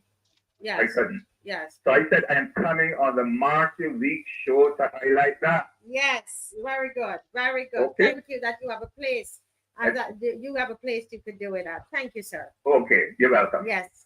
Have a good night, folks. Good night. That would be a good one too, Adrian, to get former Senator Gill doing that that presentation. Absolutely, he is an excellent presenter, and I think Barbadians will learn a lot from him. I think you should continue to court him to come on and expound on the many areas of experience that he has, and the clarity that he brings to many subjects. Brass Tacks doesn't do justice to him, and and we understand why. Because he makes a lot of sense, and Brass Tacks isn't about ordinary Barbadians making a lot of sense. Former BLP senator. Yeah, that notwithstanding, he speaks with clarity, with conviction, and knowledge. And I think that Barbadians can learn a lot from him. So Yeah, yeah. We know all the issues Mr. John has been speaking on. So I don't know what, but they're not listening, and that's the problem with these journalists. They're not.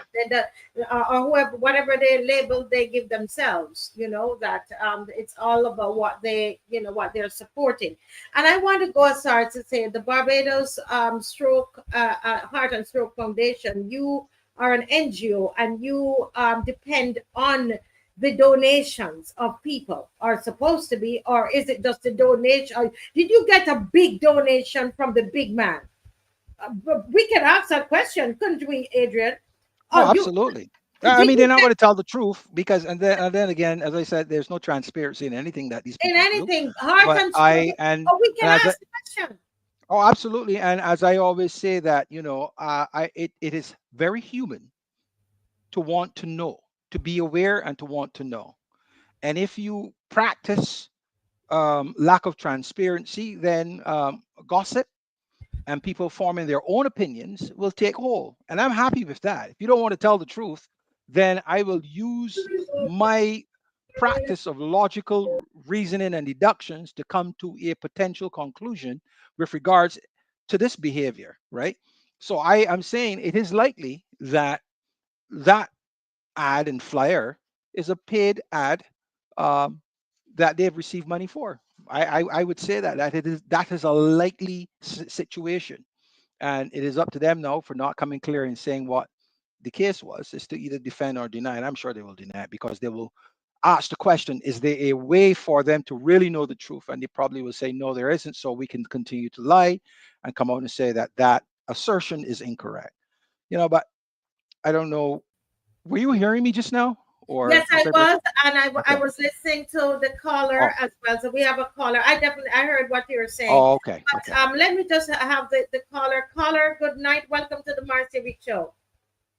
Good night, Marcel. Pleasant night to see you, hear you, and everything. Yes, What it's I'm great to calling hear you. about, right? What I'm calling about is we are not making laughing sport at Mr. Blackman. His own people is who making laughing sport at him. Because the other night I see Dale Marshall with a cap on, and the cap marked big.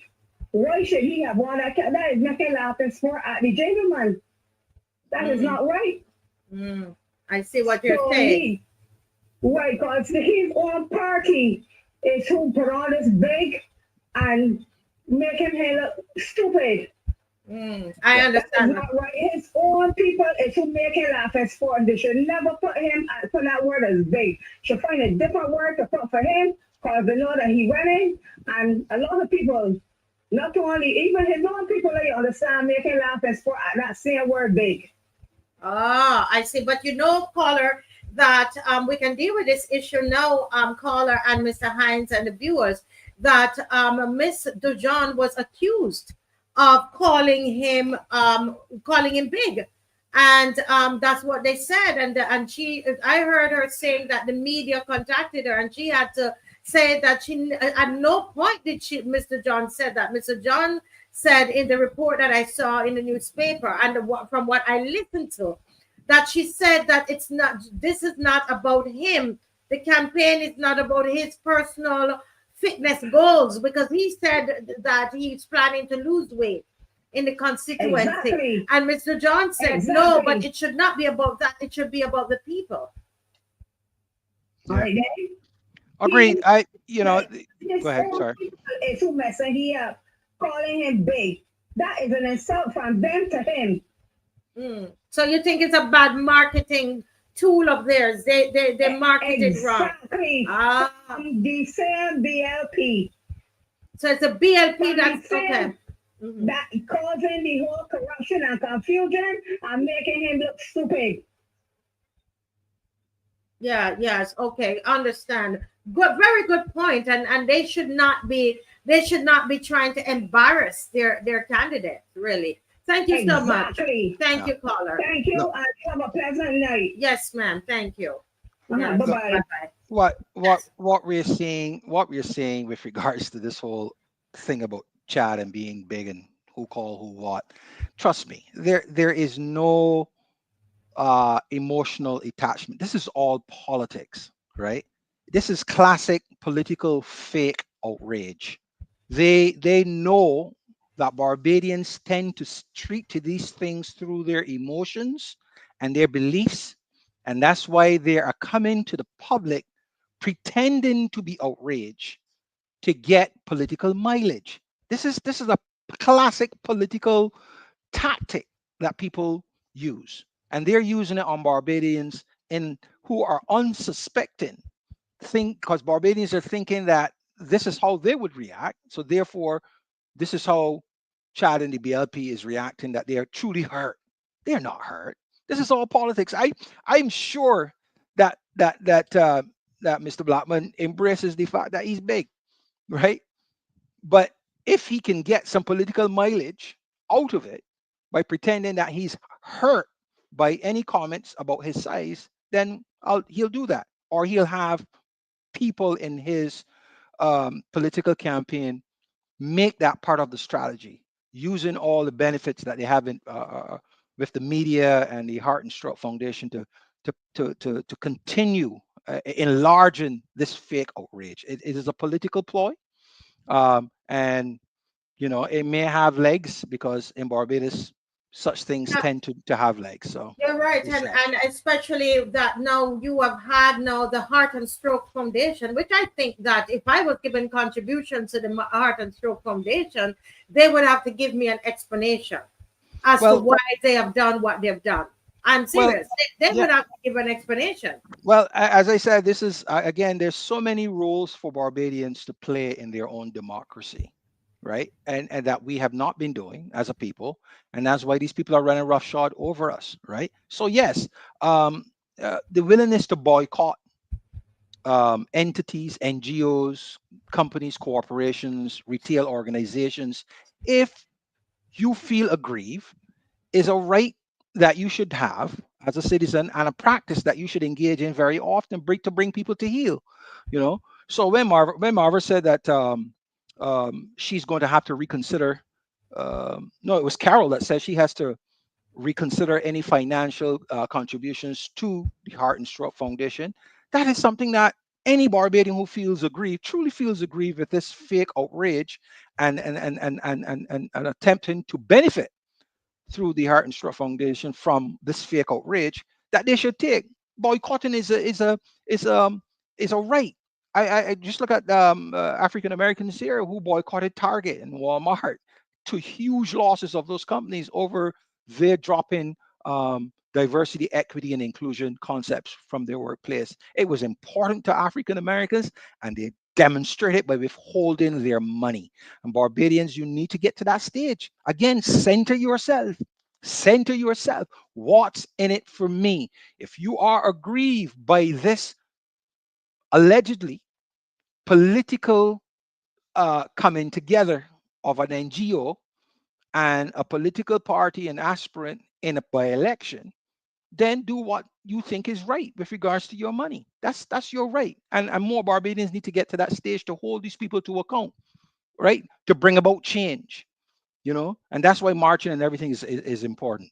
I just want to touch on three of the things that I saw put up there. Miss Watson had it came up. She said that her daughter was robbed in Wildy. Miss Watson, I hope that your daughter's doing well.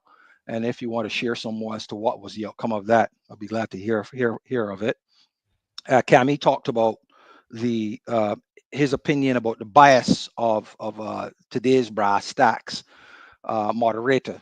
I have long dismissed that individual as being very biased. So I agree with you, Cami.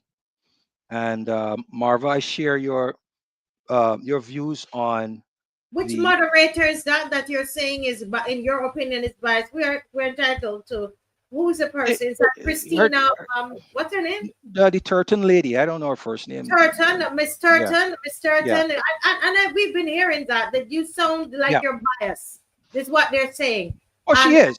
I mean, yeah. clearly, I messaged her on WhatsApp and I asked questions, and I've come to that conclusion. I continue to listen to see if I should change my view, and today I have not been able to do so. But you know what? They say that I'm the one that's not trained as a journalist. I think they are. and you're a national radio station, and that you know, Look, and they if, say you're biased, Miss Turton. Yes, look on in Start my Talk. view, Brass Stacks on VOB is the Barbadian version of Fox News with regards to Trump and where he has picked many of his cabinet secretaries, right? A lot of these moderators have in the back of their mind the potential to use their moderation on Brass Stacks to further their careers Correct, wherever. correct. I mean, that's so obvious to me, and people, as I said, it's sad, but All again, of them people have to looking do at pick. They're all what's looking in, at pick. yeah, people have to do what's in their interest. And unfortunately, as I said, Barbados is a captive market, not only in the retail sector, but also in politics. But I have to Again, say though that Mr. Ellis, I'm not sure about Mr. Ellis, but a lot of the younger ones that have come on, they are there. I'm being honest. I don't. I think Mr. Ellis he's a journalist. But a lot of these other people, they're hoping that they can sing for their supper. That they yeah. will be able to, all of them, lots of Oh, these young ones, they're trying to get a job. Tahir no longer hides where he's coming from. I've told him that many times. He was at one point in time trying to be objective, but he clearly he's like, Who's that? Tahir Balbulia, Oh, a little Indian guy. the He little he he Indian guy, doesn't. Bulbilia, he trying to get a job, Bulbilia. We Yeah, know that. he doesn't hide. He doesn't hide it. Um, yeah, my views on Ellis and Hines. Yeah, there were times when one could have made that argument. Yeah, and I think some people today still use the fact that Ellis was whatever he was with the short stint he had to do with COVID and the government that that came about because he was viewed within the political sphere as being um, not what's the term I wanted. He had a soft spot, I should say. The opinion that they have of him was likely that he had a soft spot for them. So to bring it home, they can give him a little pick and see what happens with it. Probably didn't work out. I don't know, And but I think that is only yeah, one thing that I think Barbadians they yeah. don't want to forgive Mr. Ellis for. But truthfully, I don't. I think Mr. Ellis, yeah, I don't think he's trying to get a pick. You know, No, that's he had to be stupid to be doing that, as far as I'm concerned. But whatever. I know these people have a level of importance about themselves that um, they try to get over to Barbadians, and probably a lot of Barbadians do share. I don't have that. I treat everybody at the same level that I see myself, no higher, no lower, Mhm. and yeah. So, but that's how I view Brastak in this moderation. Jamal Slocum, my good friend who I've never met, but we talk a lot on WhatsApp and whatever else. Yep, I saw him at the last BLP AGM. Sit in front row. And I told him I'm gonna talk about it, buddy, because I'm gonna talk about it. You know. So And yeah, he very wasn't good. there. He wasn't there. Because people He say said I went to the he DLP said he AGM. goes to I went all. there to report. I tell you, he said he goes to all any political party I invite. I said, well, when you get a picture of you at a DLP invite, let me know. Or if I see it, I will post that. But for right now, I got a picture and a video of you sitting front center at the Barbados Labour Party annual general meeting. So that tells me a lot with regards to how you view life in Barbados. Yeah, yeah, You know, and he wasn't there reporting. That's the thing no, about. no, it's clear. Well, look, these people make me laugh. I'm telling you, right? But hey, a fella got to do what a fella got to do. I I always tell say you, that, and it's not for me to tell them not to, because likewise, you can't tell me what to do. So I'm not going to tell you what to do. I But love it. but when you come and you pretend that you going down the middle and you balance and all that foolishness, and the evidence bears or dares to suggest otherwise, I'm gonna call it Please. as I see it. Listen, I saw him went out against the. I said, "Whoa!" He forgot that he's supposed to be a moderator on the Oh poor please, Jamal. He's a oh nice little please, young man. I oh like please. Jamal, but Jamal, I mean, the same thing you're accusing me of, Jamal. You're doing it. Oh yeah. You know, you're my friend, Jamal, but the same thing you're accusing me of, Jamal, because he's a young man. I don't want to, I don't. He's a nice young man. But Jamal, you're doing the same thing, my brother. We all see through you. Yeah. But listen. We're coming down, and it's almost 10 o'clock. But there is something that occurred, and as somebody, Mr. Hines, who is they consider me, I'm an immigrant here. Uh-huh. Although my Belgian friends don't like when I say that, I'm a citizen. Remember, Mhm. I had to bring my passport on the show. But listen, listen, I saw a video going on, and I was going to play it, Mr. Hines. I said I'm not even going to play that because that is the people, we're behaving like how some of the Trump supporters behave. Yeah. When you are going to tease somebody on their mother tongue, somebody using their mother tongue, and you're going to tease them on it, and you're going to say that they're speaking voodoo over Barbados. And to an educator, again, Miss Chase is my friend. She's an educator, as I am an educator. And to put something like, well, I saw it on her page, so let me take that back. Let me take that back. On whose page? No, I won't say because I'm Oh. not. I saw. Let me just say, I saw this thing being passed around, and I don't know where it originated from. Yeah. And it's saying that Mr. John was speaking Obia and doing voodoo over Barbados because she was speaking Creole. You believe that this is where we are? You know how sometimes you want. Well, for me, you're in the U.S. And some things you want to get over, and you just say it in Bajan. I don't know if you do that, or you've left Of course. Barbados too No, long. of course. Yeah, actually, all my colleagues at work, they get upset with me because they keep telling me as the years go by, losing my Bajan accent, and they don't like that. They like to hear me speaking with my Bajan accent. So I work in a different environment, but there are people out in the community that pretend they don't understand when you say certain things, or they make fun of how I pronounce the word ask. Because when I'm speaking with a Bajan or Bajans, when they use the word ask, it comes off. Your pronunciation is one as if you are saying axe, axe. Yeah. And you'd be amazed. I'm talking to people having a great conversation, and that's the one thing they hang on to. Did you say ask or axe? I'm like, did you misunderstand what I said? And they usually said, no. I said, okay, let me continue then, because that people, Barbadians are very good at doing this. They will try to find something. If they don't like you and they don't want to hear you and they want to silence you, they will find something, right, to bring you down a notch or two. And this is how Barbadians have done it over the years. If you write something on Facebook that they don't look like, all of a sudden they become language mavens. You spell, you can't spell, or your grammar is incorrect. You're using green verbs, etc. The intent is not for you to use proper English, proper grammatical English. The intent is for you to stop writing and go away. The same thing to do when you speak. When you speak and you make a bad pronunciation of words, they call that out. Not because they want you to use proper pronunciation, they want you to shut up, right?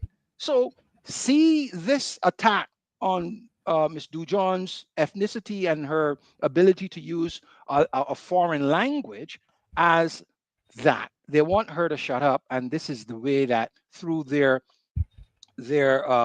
basic process of processing the world around them through their beliefs and their emotions. This is the only way they know to attack her.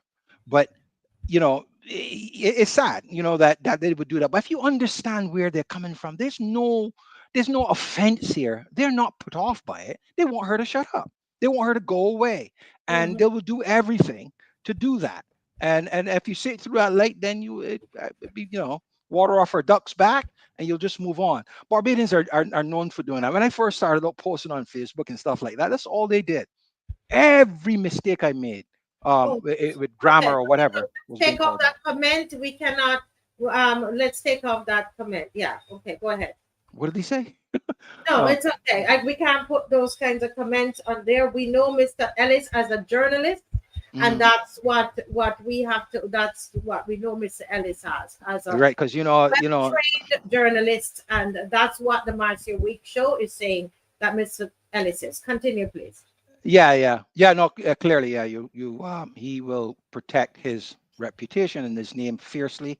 So if you don't want, so definitely you don't want to go that route with Ellis. Anyway, yeah. So yeah, this is understand Barbadians and what's going on. And again, this is not unique to us. Everybody, people do what they have to do to attempt to silence you if you're making too much sense of things that they don't want you to discuss. They will find ways. They will search for things. In America, what they usually do is to research your history to find things that are unsettling to the body politic of America, like oh, this guy is all of a sudden he's anti-Trump. Let's look at his history. Um, who's he married to? How long has he been married? How many times has he been married? Does he have any outside children? And and they once they find something that that runs counter to the culture or to what Americans put up as good standards, that becomes the news about this person. Not because they are offended that this person broke the traditions of America. No, they want to silence this person. And this is a way to bring them down, right? So in Barbados now, it's about little things like how you look, Yes. how you talk, where you live, what kind of Mhm. car you're driving, and a lot of things about your anatomy and all that kind of stuff that they use to bring you down a notch or two, just to silence you and hopefully you'll go away and And whatever. Mr. Hines, if Mr. John, because I was listening to her keenly, and I said, Mr. John, don't say anything, don't call this man big or call him fat or anything like that. Don't do it. I was listening, and she did not because Yeah, she let it be a fight. Let it be a fight between her political group and his political group. You don't have to say anything, right? don't get into, and she Right? doesn't You don't have to say anything. she didn't do that. But what I'm just saying, and I know that it is not Mr. Chad Blackman that is making fun of her accent and making fun of her mother tongue. Exactly. So no, we can't It is accuse him of that. Right. no, it's not him, but I was just wanted to make the point here and for us to understand really, that as you said, they are going to focus on other things because they don't want to focus on the message. And that's why you would find possibly a Turton and all of these, they're not Yeah. listening to Mr. John. You refuse to listen to Mr. John. Former Senator Gill from the BLP was able to call tonight and listed about five or six areas easily that Mr. John has Yeah. been raising. I take a different view. I Mm. I think they listen and they just ignore, right? Mm. And they when they hear callers make statements that they know are not true, they're not going to say anything because they're not supporting her. So Yes. again, it's more of the same. It's not coming from her, but they are allowing it to go unchallenged because I might be in the camp for the other guy, and not for her. So that's all part of it. I mean, we know we know that people in and out of the media and elsewhere have their political leanings and stuff like that. Some make it obvious, some don't. you know, but it is what it is. And I listen to these people and that's why I would never go on brass tacks. I always say that because a lot of these But we guys. don't want you to go. You're here, and you are I here. mean to call in. I mean to call in. I would never call in on brass tacks. But I did a couple of times. Once with David Ellis years ago, as I said, with Lionel Craig was still alive when I did that. That's how long ago. And once when um, my good friend Cyprian Nikita was on with Walter Blackman, and it was a very short, maybe I don't know, 2 minutes or whatever. But I have no interest in being on with people who are so condescending towards callers, all because they have the power to cut. But most of these people are only suited to having conversations in a rum shop. That's my view, right? Where they don't have any control over my narrative. May the best arguments win. That's the environment that I would engage any of them, not on radio. It's going to be one-sided. They're going to play a lot of gotchas. Jamal and Mr. Ellis, in my view, like to play a gotcha. And it's good radio, I guess, but yeah, it's not for me. That's how I Yeah, see it. yeah. Well, I have to make a statement here. You remember we had that program and we're finishing. Believe it, we're finishing on this one, right? Okay. We you know, there was a statement that was made on the show by one of our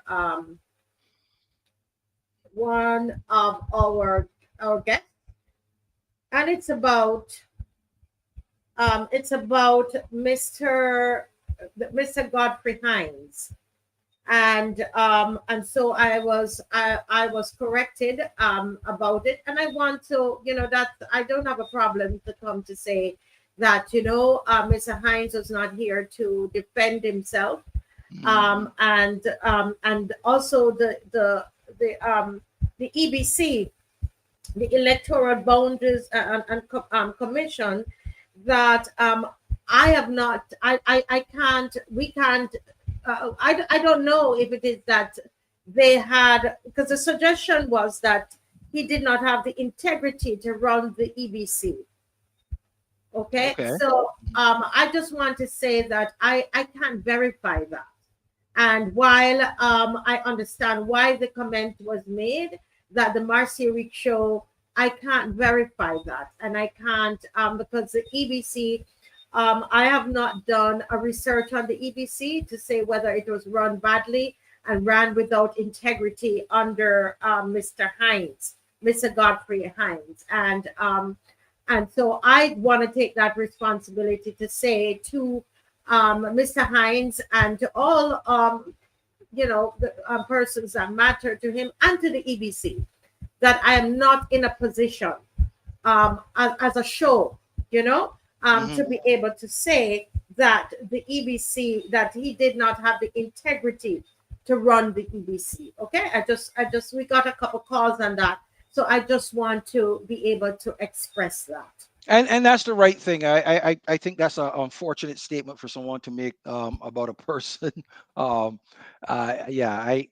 a general. That's another thing. The general statement. Unless someone is going to come and say, so and so and so, and so, and here is why, and give facts. Just to make that. That's something that a lot of us like to do, to make these generalized statements to win an argument, and that causes problems. So I agree with you that that should not have gone out.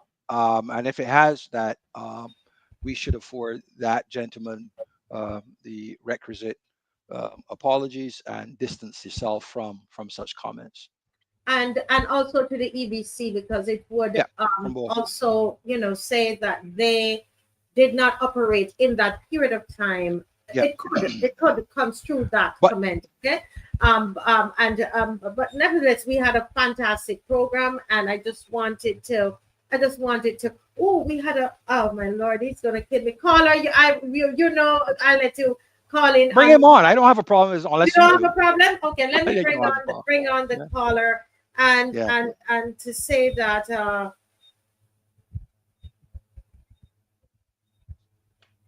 yeah. Okay, don't okay. He's gone? No, he isn't gone, but we want to say to people the other thing, as I look for this, is when you do stuff like that to you know, you talk about St. Lucians and you make fun of them like that. Mr. Chad Blackman, you need to talk to your people, because I know you didn't do it, sir. But speak to them, because it's very bad for you.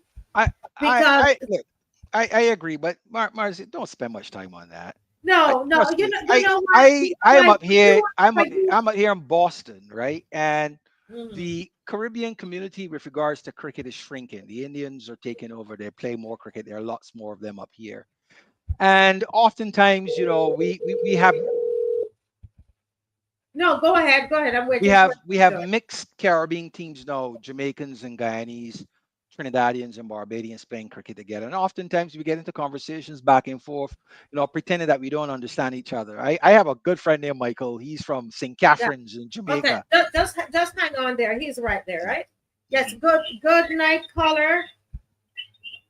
A blessed good night to you, Marcy, and your panelists. Yes. Good night. Good night, sir. Really calling for the BNP is focusing on the small issues, right?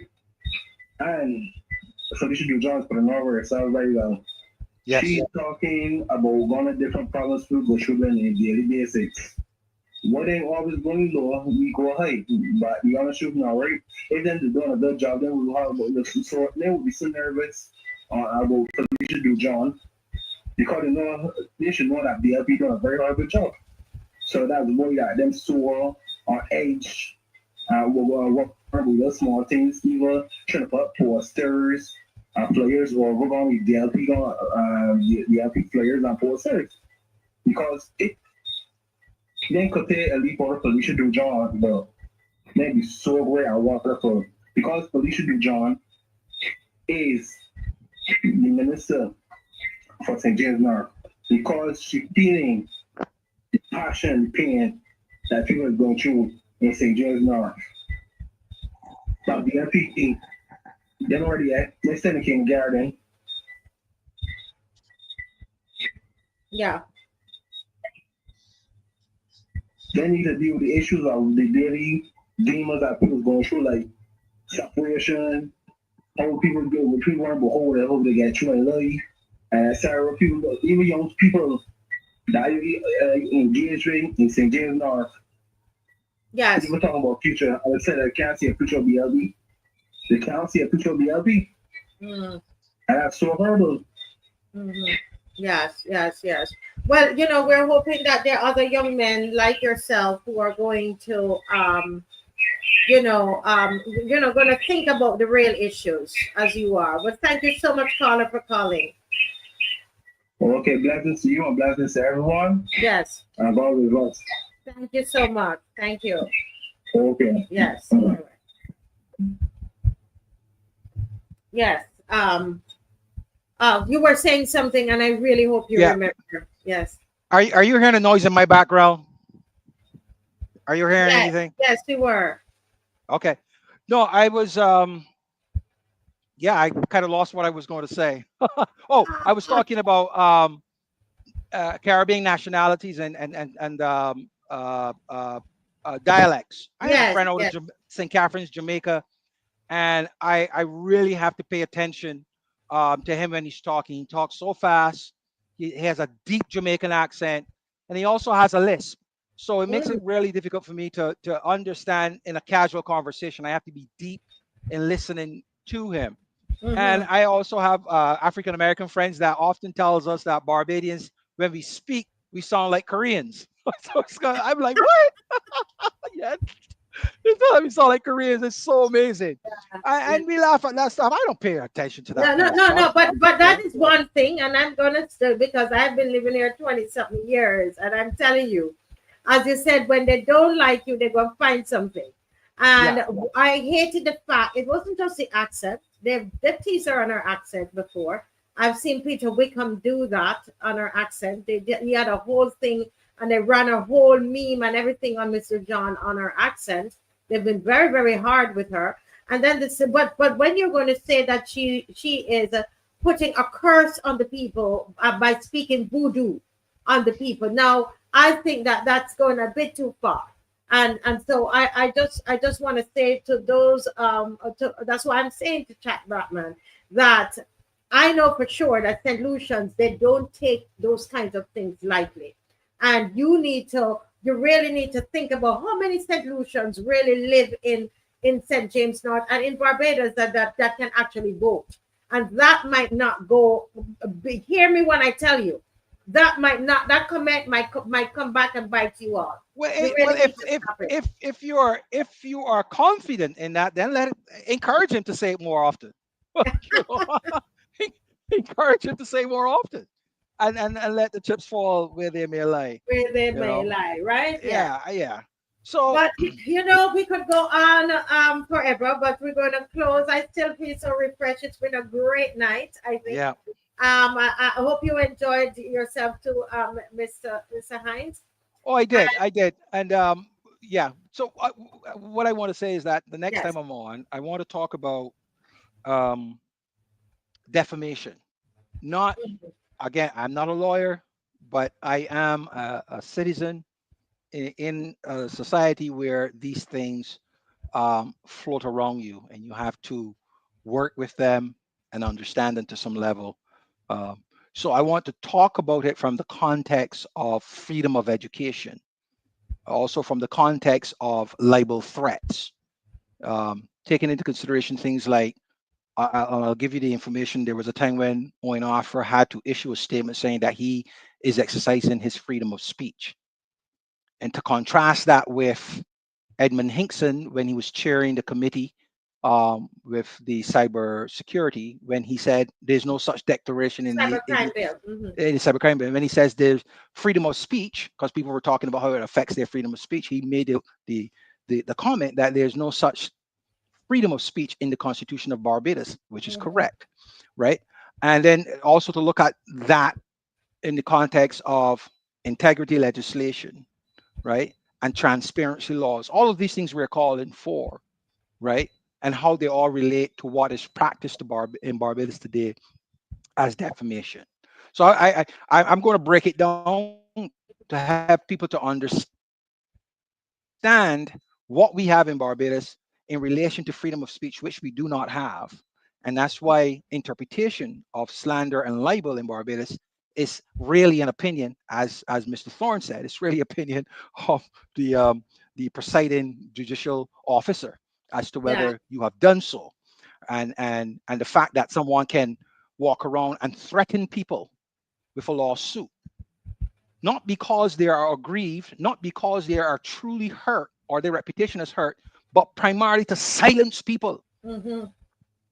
And that something needs to be done about that. So that when I want to empower people from that perspective of understanding it, so that they can agitate for changes to what constitutes defamation in Barbados, because there's no freedom of speech with the current interpretation and practice of defamation in Barbados. There's no concept of it.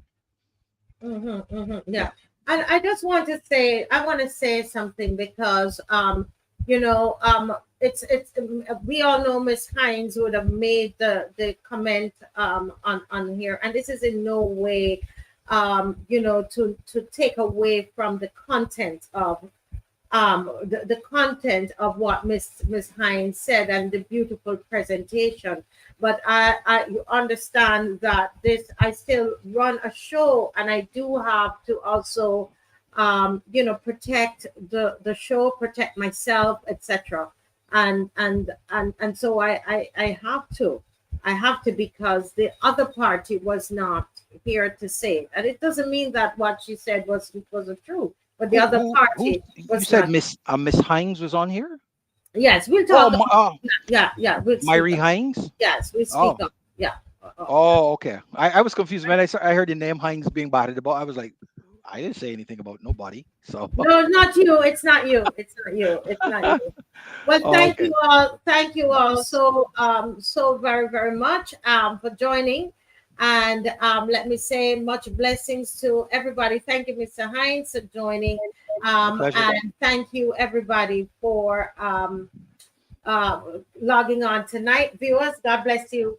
Have a great night. Bye-bye. Good night, everybody. Yes, bye-bye. I'm not interested in prosecuting nobody. I tell the AG so already. I want money. Wait, say what? Money. Wrong.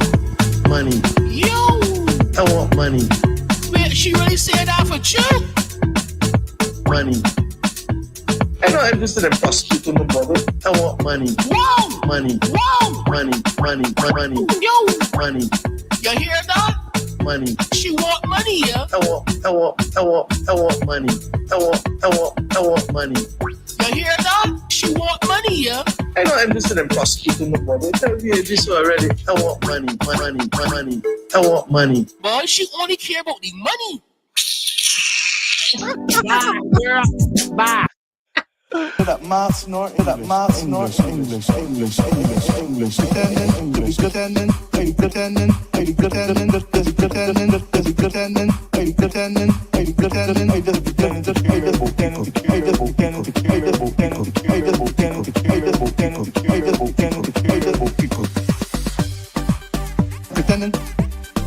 and I'm pretending to be good at my snort English. I just pretending to care about people. And I'm pretending to be good at my snort English. I just pretending to care about people. I'm pretending to be good. And I'm pretending to be good at my snort English. I just pretending to care about people. And And I'm pretending to be good at maths nor English. I just pretending to care about people. You are the government. What are you all doing? Alrighty, folks. Good night. Good night.